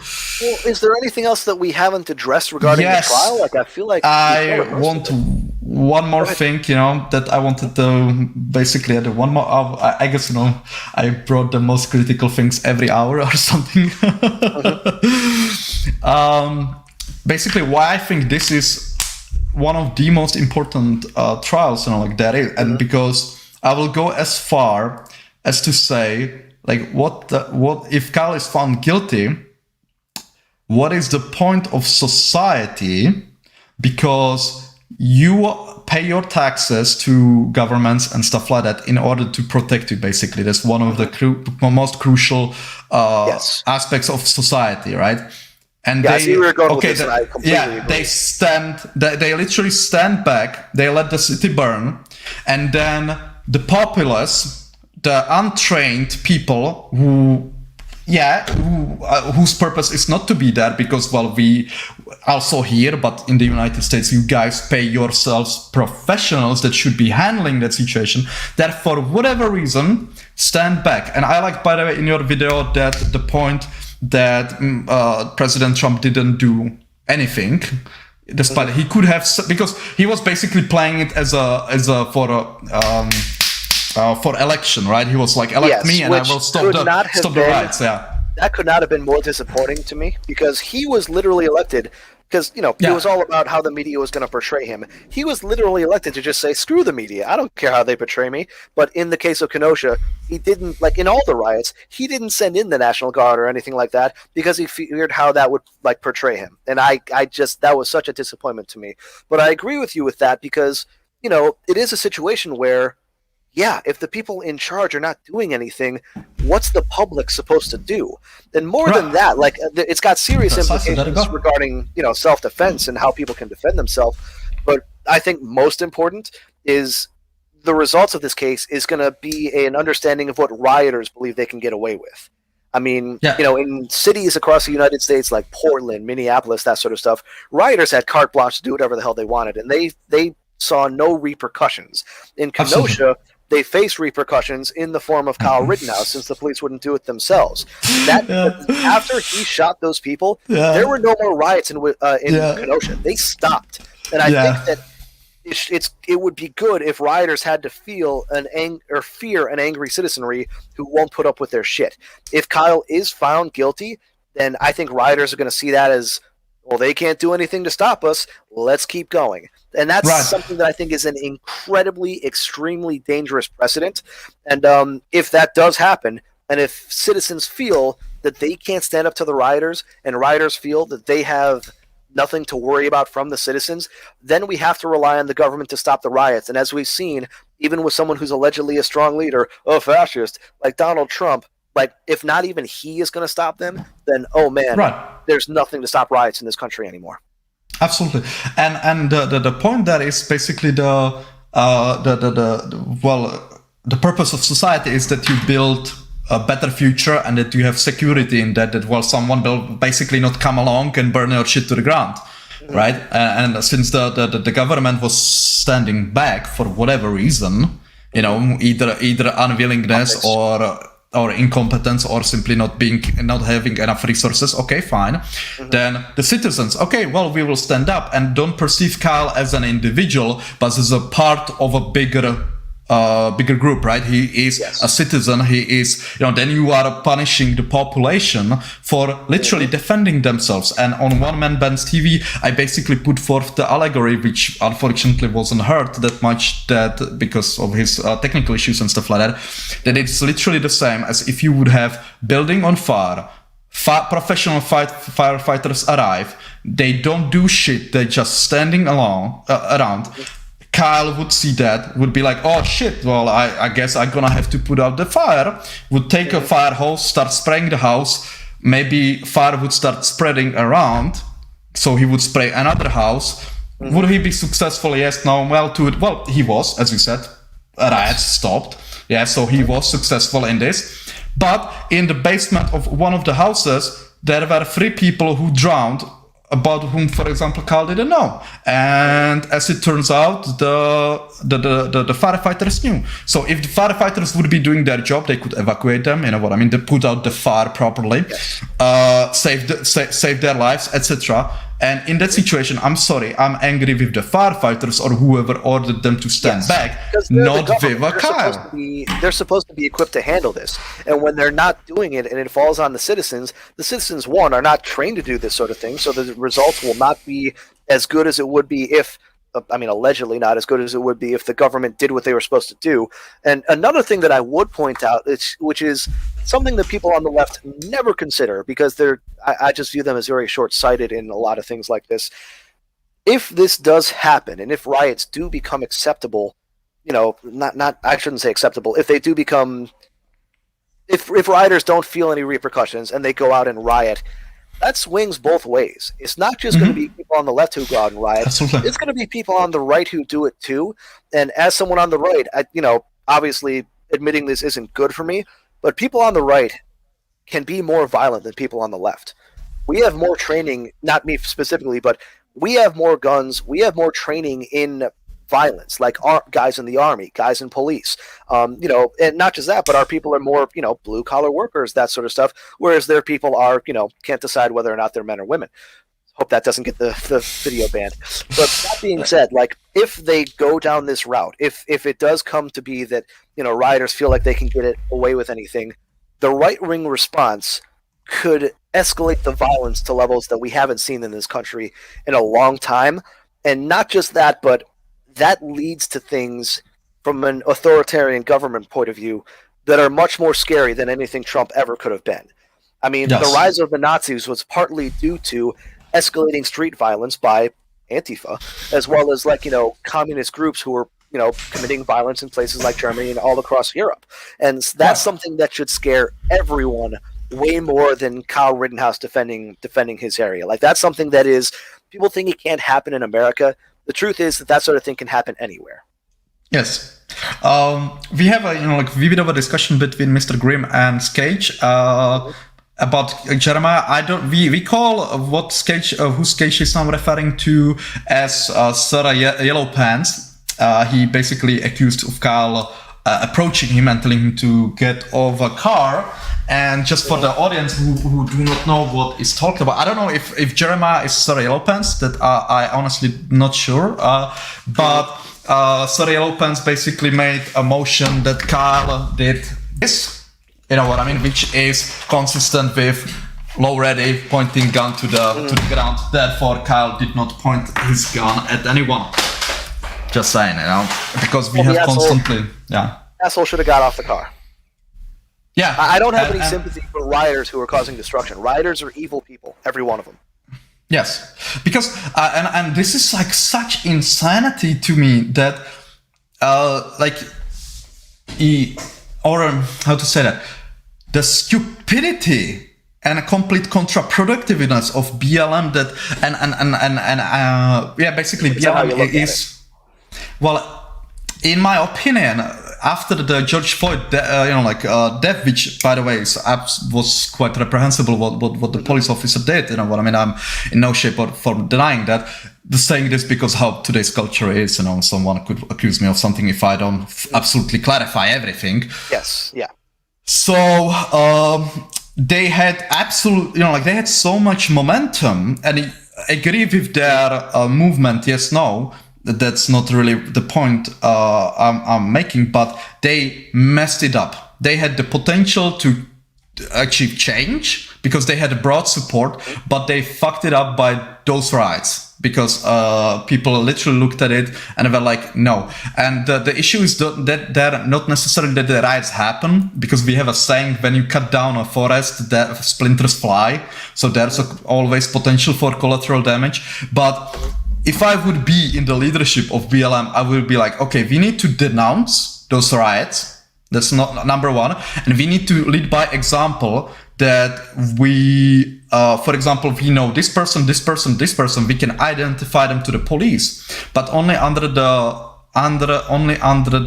condition that we will go with the police, for example, and make sure that the arrest and everything is legit. So there's no violence and stuff like that. If they would have done that, I'm sorry, the support for them would skyrocket, absolutely skyrocket, you know what I mean? And they could make a change. Again, I agree with their politics, yes, no.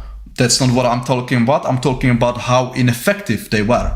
I completely understand what you're saying, and I agree with it. But I think from their perspective, the thing you have to understand is that popularity is one thing, power is another. They're not as popular because of the riots, but boy, do they have a lot of influence now.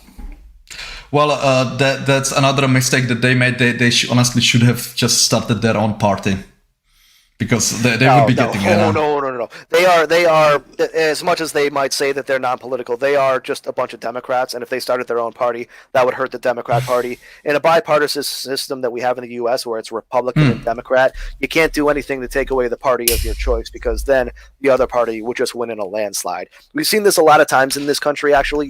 In fact, Bill Clinton, everyone's favorite Democrat president from yesteryear, he never in his life won more than 50% of the vote to become president, because in both of his elections, the Republican Party was split between a Republican candidate and another right-wing candidate. So Clinton, I think, won only like 43 and 46% in his two elections because, God, I can't remember the guy's name. But basically, the party was split. The Republican Party was split, so Democrats won everything in the two times that Clinton ran for presidency. People learn from that, and that's something that will never happen in the United States. The idea of a third party rising up, it's just not going to happen, because it would take away. In the U.S., we very much view it not necessarily as, hey, our party is great, but it's more, hey, that party is we don't want them to have power. That's what happens with a bipartisan electorate. Yeah, we can talk a bit on that, because we just had just today we had an election in my country, and also yesterday, and we had. Your country has a coalition government that is basically nonpartisan, like it's people on the right and left, from what I understand, who run your country. Yes, precisely. And I could not be happier. Despite this might get me some flack from for example, from my countrymen, because the government is as of now unpopular. But I think that is simply because of COVID, and people have tendencies when there are hard time to blame the leaders, even though it's out of their control. We've seen it throughout history. Everything. But and. Just wanted to say that because we have many parties, we can just toss some, we don't like someone, we just, we vote someone else completely, you know what I mean? And we can choose what we want, what is good for us, where, as you said, you basically choose between lesser evil to a degree, Yes, which I don't think is, I don't want to talk about American politics, but from this, just from perspective of democracy, I don't think that's how it should be. Just saying. Yeah. I mean, my views on politics are like, I'm mainly talking about culture now, but my views on politics are so, let's just say they're unique. Right. And we could go into a whole long discussion about all that. But yeah, that's something for another time. We have here SK. He's one of like haters. He was banned on other channels, but for some reason he's somewhat polite. He's somewhat polite on my channel, and he basically asked, "Was the Boston Tea Party a riot?" Want to take this one? I mean, no. I mean, I don't think so. There wasn't really any violence or anything like that. They basically just went into the harbor and poured the tea over. Like, they didn't, like, they didn't burn down any buildings or try to blow up any gas stations. Not saying that there was anything like that back then. But not just that, when it comes to the Boston Tea Party, that was a riot, if you want to call it that, against the government. They attacked. Wanted to get into that. Government.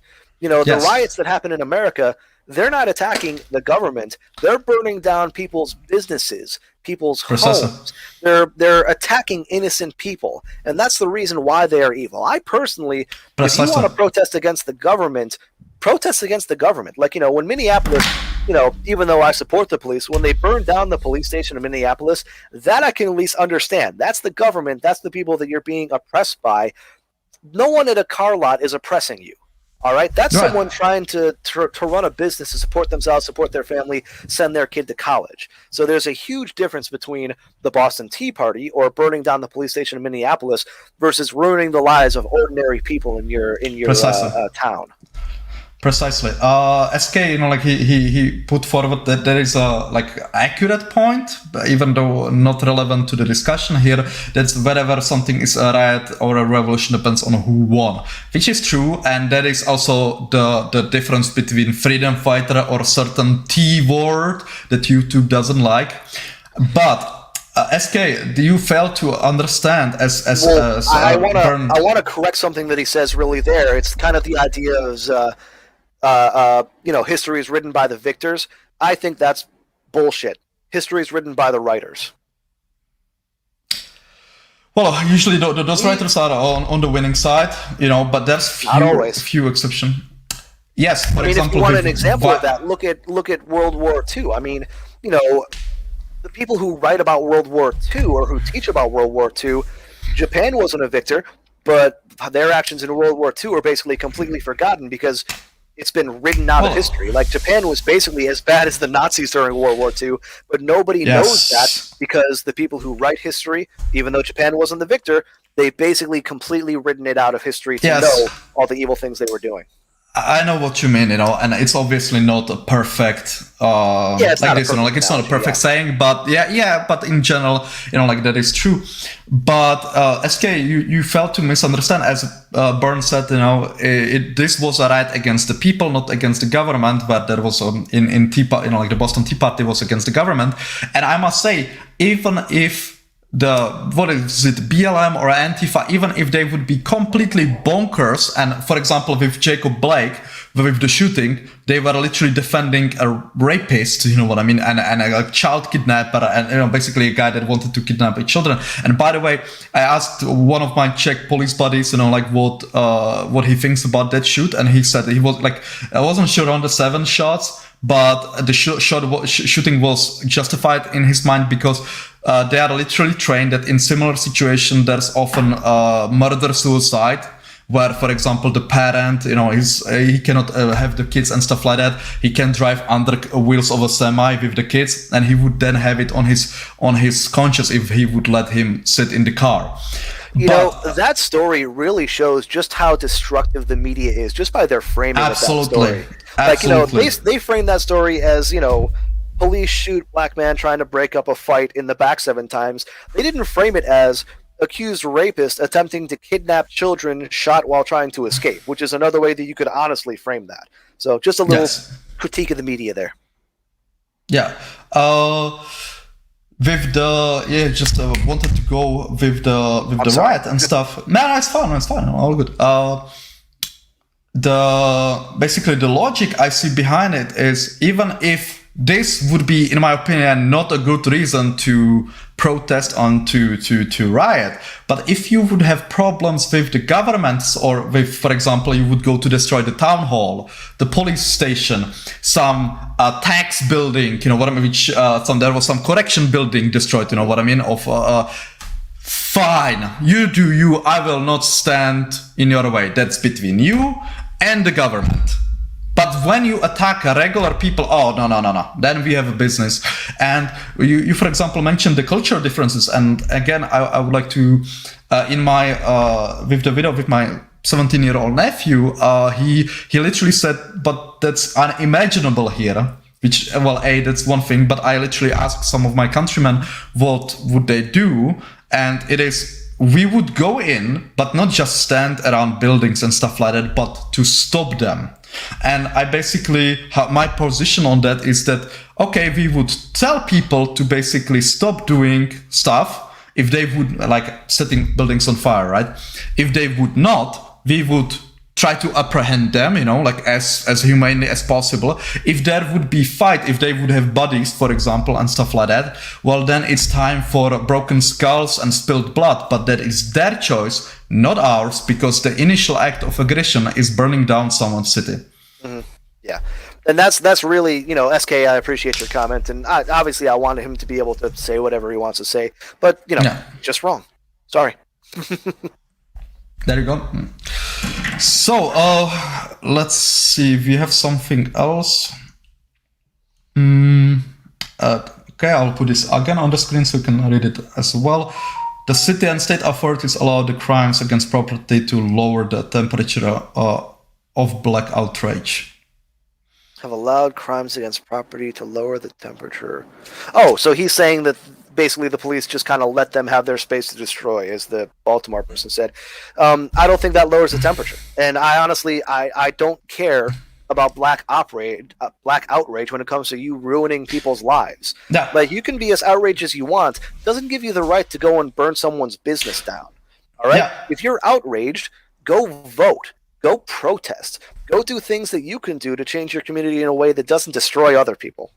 Yeah, not to mention you're literally destroying your community, because now the businesses are gone, your work is gone. For example, when people say, as you made the point, I actually wasn't aware of that the insurance doesn't cover that, because that is perceived as a terror, T-word.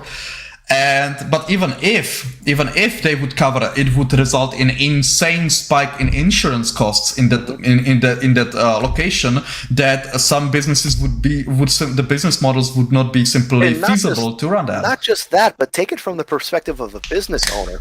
Even if you do get this insurance to rebuild your business, would you rebuild your business in a place that A, is a risk for riots, and B, where the citizens don't even appreciate you enough not to burn your building down? Hell no. I'm going to go to the next town over. The people who want to see my business can still come visit me, but I'm not going to be put in a place where my business is endangered again. And that's what happens after these riots. The towns are destroyed because businesses don't want to do business in a place where they could have their building burnt down.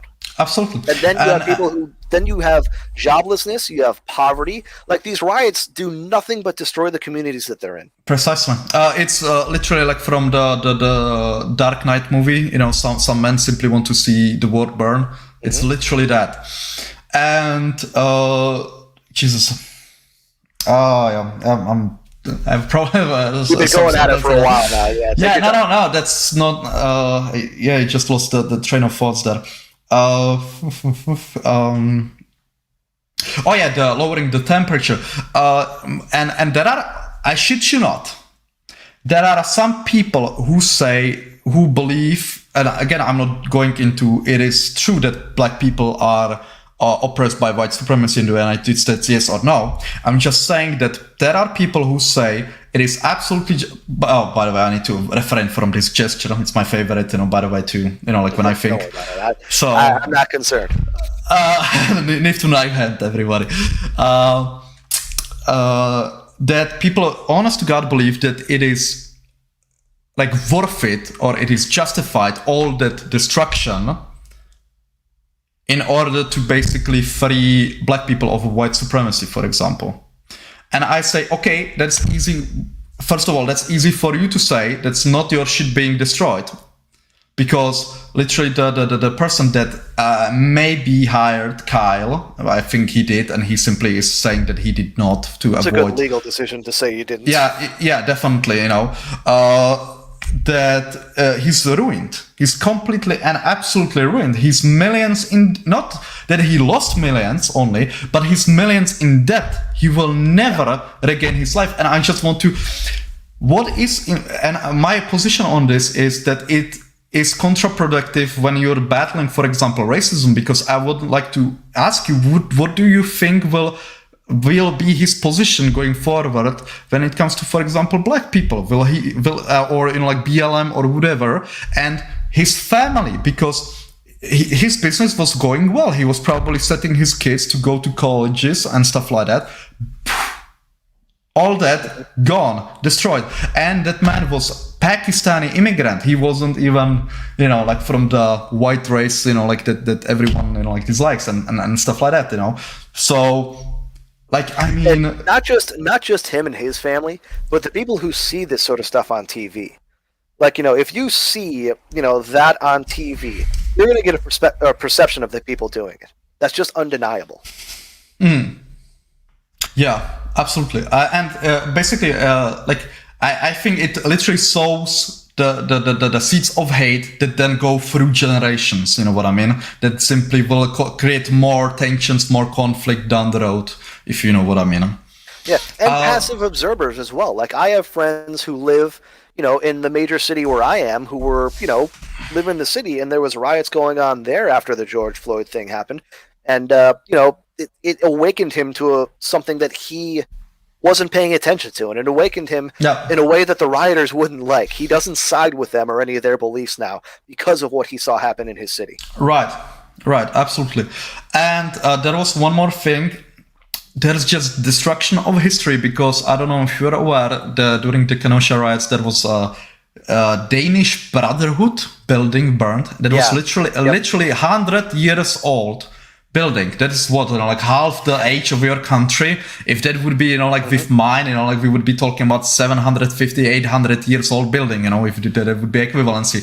And, and those are old folk that simply were going there to play bingo. They were hanging of their life, like pictures, what I mean, of their, basically when they were young, and stuff like that, to relive memories and just, like good things. And that all of that is in like gone. It's not coming back. And again, those are things like pictures and stuff like that, memories that will never, no amount of money can bring back. And just saying, they raised so far some $24,000 ish a year later. Well, that's pretty good, right?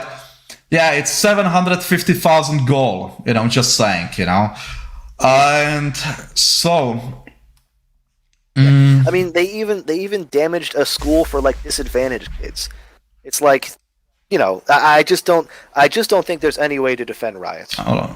Yeah, absolutely. The SK guy, if insurance won't cover something, the government can, but they good don't. Luck with that. Because, we all know how effective the government is. They showed it during the riots.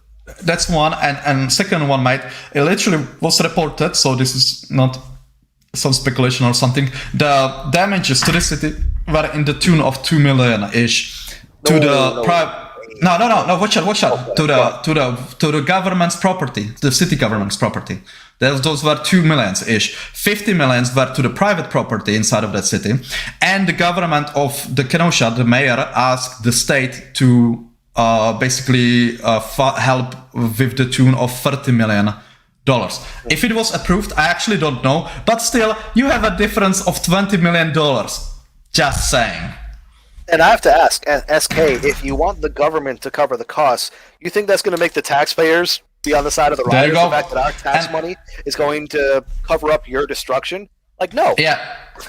No, I wouldn't want my tax money going to that. I would want my tax money going to stop it from happening in the first place. Absolutely. And just to basically highlight the stupidity of the people who are for this, who say, that's kind of necessary or whatever. All that money could have been, for example, invested into disadvantaged community projects and stuff like that. Just saying, into schools, you know what I mean, and all of that stuff. And it needs to be... Yeah, and SK, I'd love to get your comment on this, because I understand what you're saying. I think that I can say that your belief is the riots were done out of a cause that you think is just. But what if, let's take like something like January 6th, for example. What if a bunch of right-wingers rioted in your town to try and end abortion or something like that and destroyed a bunch of businesses and that sort of stuff? There's no way that you would ever justify something like that, would you? Yeah, there you go. SK, he says, again, 7 bullets in the back, referring to Jacob Black clearly, as stated. Because, the issue is, when he was shot, the person started shaking the camera and we don't know what happened. He could have, for example, fell in a certain way, flail around and stuff like that. That could be perceived as him reaching. I don't know. What I would say to this, again, every crime has a victim. Try to imagine his victim, what his victim thinks about this. What if it was someone attempting to kidnap your kids in a car? Would you want the police to shoot them to stop them? Because again, it wasn't just his kids, it was his rape victim's kids he was attempting to drive away with without her permission in her car that was being stolen. So again, if it was your kids in the car who someone who raped you was attempting to steal, would you want the police to shoot them to stop them from taking your kids? I have to guess you probably would. Yeah, no, but he's referring to 7 bullets, you know what I mean? The fact that he was, guessing, that's such a non-argument. I would have to see I don't have a position. I understand why people can have problems with that, you know what I mean? But I don't have a position on that simply because we don't see what happened. Again, if he would fell to the ground, you know what I mean, and just lie there, and the officer, for example, after let's say first, second shot, you know what I mean, and then the officer would kept shooting him when he was outside of the car on the ground lying, I think that's a very problematic, right? Mm-hmm. But if he was, for example, flailing around, that the officer could, in that high stress situation, perceive as basically him trying to reach for something, then it is, in my opinion, justified. Again, I didn't see the video, so I cannot say. Or I've seen the videos, but they were shaky in the moments of the shots being taken. A Glock 19 holds 15 bullets in the gun, so he got 8 less than he could have. Yes, that's the way I look at it. Towards police, So SK is going all out. What would have? That's fine. Let him. I do want to get an answer as to if it was his kids who were being kidnapped. Would he want the police to stop them? Yeah, that he's. Can you read it? I will. That one is hilarious. SK sauntering to the police with the gun. He had his hands in the air. Like, come on, this is like you've got to be smarter than that, I would assume.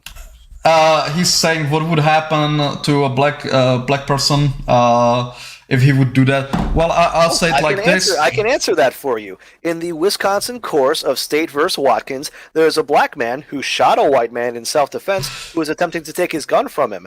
He was initially convicted, and it was overturned on appeal because the state decided that he was acting in self-defense. And even though he pulled a gun on the guy before the guy attacked him, he was acting in self-defense, and him grabbing the guy's gun in Wisconsin is considered being it's considered being armed as well. So that actually has happened in Wisconsin, and the guy was found innocent.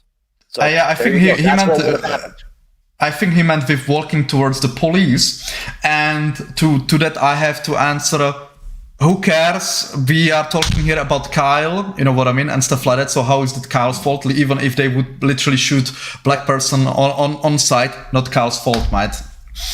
I mean, SK, do you have any video in the history of America where a black guy walking to the police with his hands in the air just gets gunned down? If you do, I mean, I'd be interested to see it. Post it, in the chat or something like that. But I think that that's something that's pretty obviously not going to happen. When you bring up Michael Brown, though, I'll laugh my ass off. Yeah, like I bet he will come with, for example, the open carry white versus black. And I think there was, I heard, I don't know if you've seen those videos, that there were people, there was a black person basically just to test open carry and was walking on the street with that like happens AR all the or time something. in the United States. I mean, I mean, this isn't like, this isn't a big thing that happens in the country, but there are like Black Panther or whatever they are, like protests that happen where guys do have guns slinged over their shoulder, and it's a situation where they have the right to do that, and it's not like they just get shot at by the police. It's something that's a legitimate form of protest, carrying a gun and walking around the streets, and it happens fairly, not all the time, but fairly often in this country for white and black people. So, I mean, my advice to any black person who's watching this who wants to hear what I think about it, go out and purchase yourself a gun legally, because gun ownership is a good thing, and I want it to happen more in America, because I'm 100% pro Second Amendment. Yes. We may, this could be actually interesting to talk about the difference, like the gun cultures and the society, like in altogether. And I just want to say one of the biggest differences we have here is that even people who don't want firearms, they don't want to possess them, but most of those people, vast majority, don't want to outlaw them for personal ownership. You know what I mean? They're like, hey, it's not for me, but it is for you. It's your freedom. Have it. I don't have it. I don't want it. That's just that brings a tear to my eye to know that people still think like that. Yeah. Not in this country. We had the constitutional amendment I told you before that basically was going this way. It was supported by literally every political party. It was like, okay, yeah, we push it through. This is what people want. Like up you go. You know what I mean? Obviously, we have let's say people who are anti-gun and who like really in a bad faith. You know what I mean? Do stuff. Yes, that is true. And they will, for example, statistics. Oh my God, they use such a stupid. So understand, we have a definition not really of a firearm because it makes a bang, but as a projectile weapon. Yeah. And and in that basically, because that's how we word it. Yeah, that's our word. Like it's a. Like projectile. It's hard to literally translate it, right? That's a strange definition, but go ahead. Yeah. And basically, we have weapons. Obviously forbidden. Those are fully automatic, even though you can have them as a collector. You know what I mean? And it's actually not that hard to get that license. Yeah. It's very hard to get a license for that here. Though. Yeah, but by the way, funny thing, we have outlawed, like in this category, also go weapons only from 20 millimeters and higher. You know what I mean? I don't know how much is that in inches. You know what I mean? Mm-hmm. So that's basically double the 1.7. So no large rounds for the most part. No, 20 millimeter. We made for example, 50 cal is 12.7 millimeter.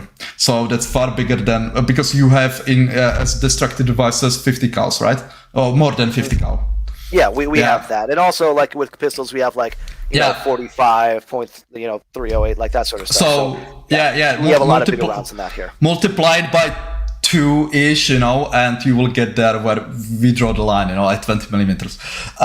Anyway, those are those. Then you have, for example, obviously the regular firearms, pistols, rifles, short barrel rifles. That's all one category, by the way. You get a license, you can carry, like you can get anything. You know what I mean? We don't have any open carry in the country, so watch for that. Anyway, and then you have, for example, crossbows and like for example air rifles, what I mean, BB guns and all of that, what I mean. And basically the anti-gun people said that see how much crime is committed here with the legal firearms. But those weren't where you have to have a license. Those are regular firearms, pistols, rifles, and stuff like that. But those were those crossbows, and those were those air rifles that look like a pistol, for example, but you cannot kill anyone with. But they are technically, by definition, considered a legal firearm. Mm-hmm. You know what I mean? So, and they skewed this, and we have literally, there are years when there's zero crime committed with illegal firearms, and we have some 700,000 legal firearms in circulation. These are regular firearms in circulation on the population of 10 million. So That's and that's why yeah. I think it's incredibly important to go through the process to legally obtain a firearm. Because again, the overwhelming majority of gun crime in the United States is committed with people who illegally have firearms. But if you are a citizen who is going to follow the law to get a firearm, one, it shows that you're law abiding, and two, it also, you going through the process, you learn the amount of responsibility necessary to own a firearm. Like for me, I'm all about responsibility when it comes to firearm ownership. Like, and again, that's why with this Rittenhouse case, like I think that he was so responsible in what he did. In that case, like again, responsible firearm ownership. I'm all about the Absolutely. Second Amendment, but you absolutely have to be responsible. One, because it's safe to do, and two, because if you're not responsible, people will try and take away your rights to own that. Yes, absolutely. We have that's the basically cornerstone of our that you have to be responsible in order to own a firearm, to such a degree that if you, for example, have too many speeding tickets, you can lose your like temporarily. It's not permanent. Yeah, you can temporarily lose your right to bear arms. With By us, the way, we do that for drinking offenses. Yeah, absolutely. That it's forbidden to drink and have a manipulate firearm, or even have it on you. You cannot conceal carry. If you get a drunk driving arrest in the United States, you can lose your concealed carry permit very easily, even if the firearm's not involved in any way. Yeah, what should interest you is like quite a big difference where we are actually more gun friendly than you guys even, is that felons actually can regain the right to bear arms. Like they sometimes are not, well, wait, I'm not saying murderers, I'm not rapists, nothing like that. Violent felons not. But for example, if there's banker that, defrauded someone, stuff like that, he then is on, I think 3 to 5 years, probation period when it comes to firearms. If he's upstanding citizen, okay, mate, you can bear a firearm again. You know what I mean? I really view felonies as not just a crime, but really as a breaking of the social contract you have with your fellow citizens. Okay. So when it comes to people who commit felonies, I don't think that they should get their regular rights back even after they've served their time. Like, I mean that when it comes to owning a firearm, voting, like that sort of stuff. I just think that the crime you've committed is egregious enough that it's not just a crime against your victim, but also a crime against society. And because of that, you shouldn't be able to participate in society in the same way that you had before. Okay, well, like on that, we would disagree because, for example, we have just election and literally felons can vote also from prison. Just saying, which I'm okay with, because that then keeps the government interested in prisoners, that there are no human rights abuses and stuff like that. That is a bit of a problem that we have in this country as well. So I can see the utility in that, but again, it just, for me, again, I'm a big victims' rights guys, and like I just feel that when you victimize people, and not just have a victimized society in the way that you do, I think that earning your rights back should be a very tall task, if any, if you're able to at all. Okay. Yeah, as I said, it's okay to disagree. And hey, I saw a comment by Grimm regarding the whole insurance thing. Because a lot of, online leftists and people like that were saying during the riots, well, insurance will pay for it. Well, you know what? Just go up and shoot someone in the leg and be like, well, insurance will pay for it. No, I'm kidding. Don't actually do that. But just tell them that argument. Like, oh, so then if someone shoots you in the leg, it's no big deal because insurance will pay for it, right? Right. Don't actually do that, people. I'm not encouraging any violence in any kind of way. Just by the way, with the when we are talking kind of about the insanity, are you to what degree people go with stupid ideas? Are you familiar with the case of Micaiah Bryant? Yes. Oh yeah. I'm completely familiar with that case.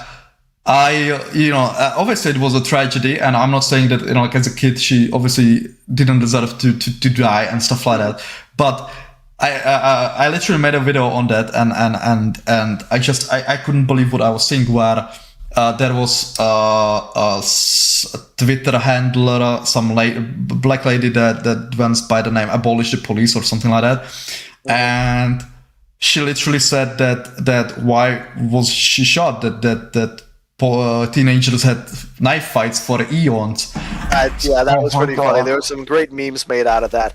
But actually, the Micaiah Bryant case is important, and it does actually pertain to the Kyle Rittenhouse case, because it's important that self-defense is a highly situational, claim. Like for Ma'Khia Bryant, it's clear that she wasn't acting in self-defense, but a lot of people online claimed that she was attacked and that she was defending herself. In that situation, it's clearly not self-defense because of the fact that she was no longer under threat.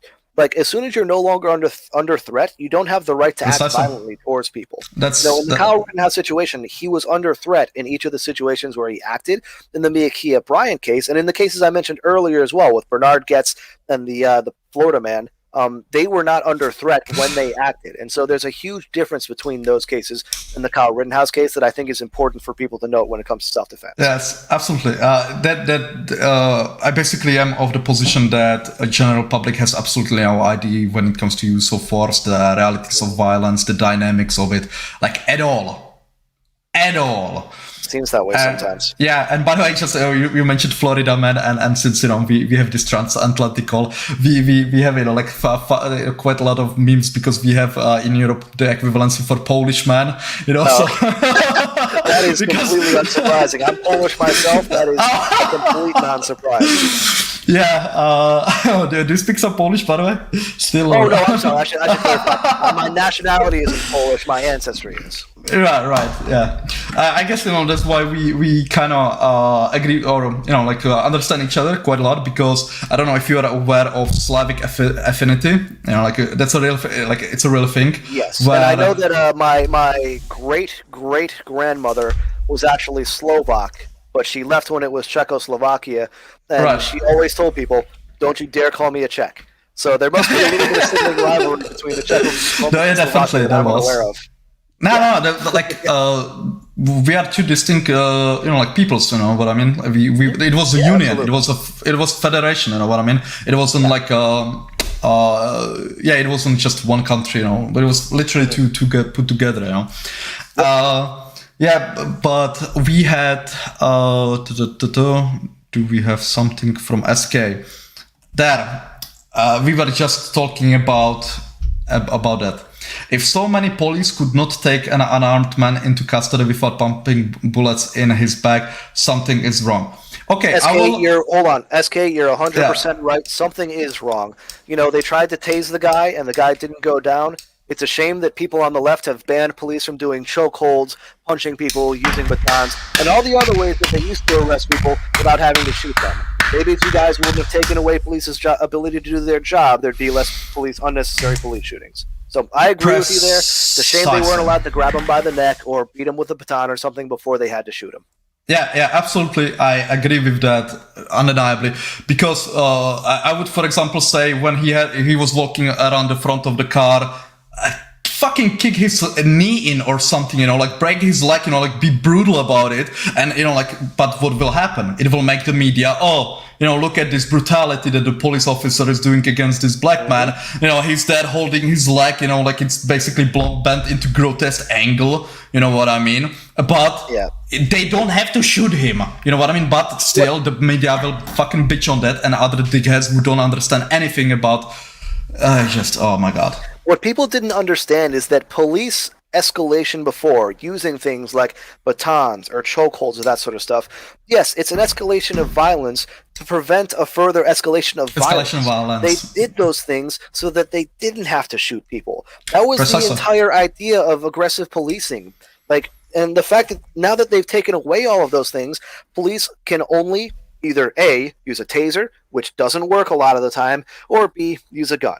And so that's something that you people created, and now you're reaping the rewards. Yes. So we have. I addressed this on Johnny Walker Dress channel. Mm-hmm. Okay, fine. I'm not saying that. For example, even if this is very important, I will not argue if there's a disproportional violence of police towards black people. Yes, no, not my fucking place. But I will say this: absolutely, undeniably, it is logical or fucking productive to just follow police commands, because even if police is out to get you to shoot a black person, if you are fighting or resisting or other, you are just giving them an excuse to kill you legally. So just hold on to the steering wheel, do what you are told to. If you are afraid, literally ask the police officer. So, police officer, do you want me to remove my wallet from back of my? Can I move and stuff like that? Record everything. Hey, go ahead. Start a live stream, for example. Put it on the dash. Record everything. I would implore you to record everything because yeah. Mm-hmm. Yeah, and SK, every white kid gets the talk too. It's not just a black thing. I got the talk when I was a kid about obeying what the police said and that sort of shit. That's not something special within the black community. It's something that everyone gets growing up. It's just part of growing up because police are under a high stress situation where their job is to deal with criminals. Like 100% of the stops they make, they don't know what the result of that is going to be, and it's heightened because of the possibility of going to jail. Like, anyone they stop could be a criminal that they don't know about, and they have to be cautious, and they're overly cautious in a lot of these times. Everyone gets that talk. It's not something that's special to black people. I got it when I was a kid. I'm sure that Paul got it when he was a kid. It's really just not a big deal. We didn't, but we are generally listening to police. You know what I mean? We don't have to, because police. Police officer tells me to step outside. Okay, I'll step outside. You know what I mean? I don't have to. We have it's not like that we are sheep or anything like that. It's just I don't know, like the police officer has a point, like something, like that, and hey, fight it in a court, don't fight it on the street, kind of logic. I would like to address this one. I'm fucking taking, mate. No self-defense only. It is the guns, stupid. I don't know what you mean here. Are you saying that Kyle, because he was armed, he could not, for example, defend himself? Or are you talking about specifically firearms in a society that is a problem? Because I will tell you this, mate. In this country, in Czech Republic, we can own everything that goes boom, even more than you. Those scary AR-15s, even though we prefer CZ brand 2s. Just saying, short stroke system is better than indirect impeachment, in my opinion. And you know what I mean? Like everything, AKs, I don't know, whatever. We can own it. Everyone, who's over 18 can own it if they go through, certifications. And we are 7th to 10th safest country in the world. Germany, just over the border, they cannot own firearms. Even pepper sprays are there banned. And they are 17th to 31st safest country in the world. That's, when it comes to the safety of, guns in population, just saying. And when it comes to the Kyle, if he could defend himself, yes or no, because he was armed and the other person wasn't. Mate, I literally made a video. You are aware of this because I've seen you on plenty of my videos. Unarmed attackers are absolutely undeniably a deadly threat because they can beat you to death. I couldn't have said it any better. I mean, that's right. Yeah, not too many like this. If we would be betting who would win in a physical confrontation, Joseph Rosenbaum or Kyle Rittenhouse, I'm sorry, my money would be on Jojo.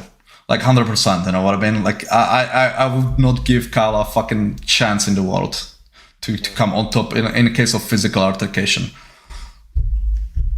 Yep. All right. Well, we're 3 hours in at this point. We've covered a lot with Kyle Rittenhouse. Is there anything else that you wanted to bring up regarding the case, or anything else you wanted to go over? Not sure. Give me a second. I'll just check our private check. Set a few figures. Yeah, no, we went over that. Oh yeah, one thing though. You said that you think that Kyle basically it wasn't smart idea to be there. Where I absolutely agree with you on personal protection, like personal safety on that. But then it's also not a smart idea to be a police officer or a firefighter because personal safety, right? That's that. And I agree with you that he the fact that he found himself alone, that's a problem for me. But that he was there as a 17-year-old in the first place, if he would literally glue himself, for example, to Ryan Balch or someone else, then I would not have a problem with that. I would, for example, take my 17-year-old nephew because it is something like a learning experience because that's a part of being citizen to protect your your country, your community. And I'm just saying, guys, 17-year-olds can enroll into army. They cannot go into combat.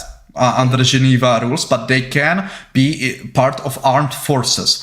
Yep. That's one thing. And the other thing is, like, we kind of moved the goalposts on this, but it's not that long time ago where literally 15-year-olds were considered grown men.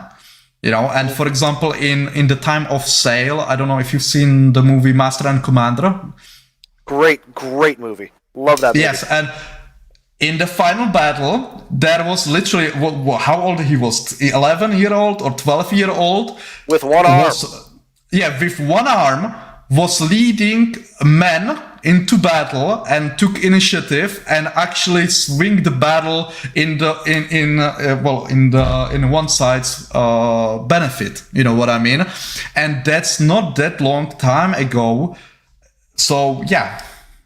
Yeah, and listen, when it comes to Rittenhouse and how I feel about him being there, from the perspective of someone who is... I don't use my friends for political benefit. From the perspective of someone who is, you know, like Kyle, I understand the reason he was there, and I even think that he was doing what I would consider to be the right thing morally. Like, I think that you should defend your community. I think that you should, stand up for your community against people who are trying to do it harm. The argument that I would make, the reason that I think it was not smart of him to go there, is simply because of the fact that he was underage. And from a legal perspective, like, you know, I don't have a problem necessarily with kids standing up for their community, that sort of thing, but he's put himself in a situation where he is in legal trouble, where if he was 18 and not 17, I don't think there's even a prayer that this would have been taken to trial. I think strictly the fact that he is 17 and may not have legally been able to have the firearm is the only reason that this is even a case. So, and not just that, but, you know, although what I think he did was, you could even say, somewhat heroic, you know, trying to stand up for his community, obviously the results of that are, regardless of whether or not he's found innocent or not, his life is completely altered because of the results of what have happened. Yeah, give me a second.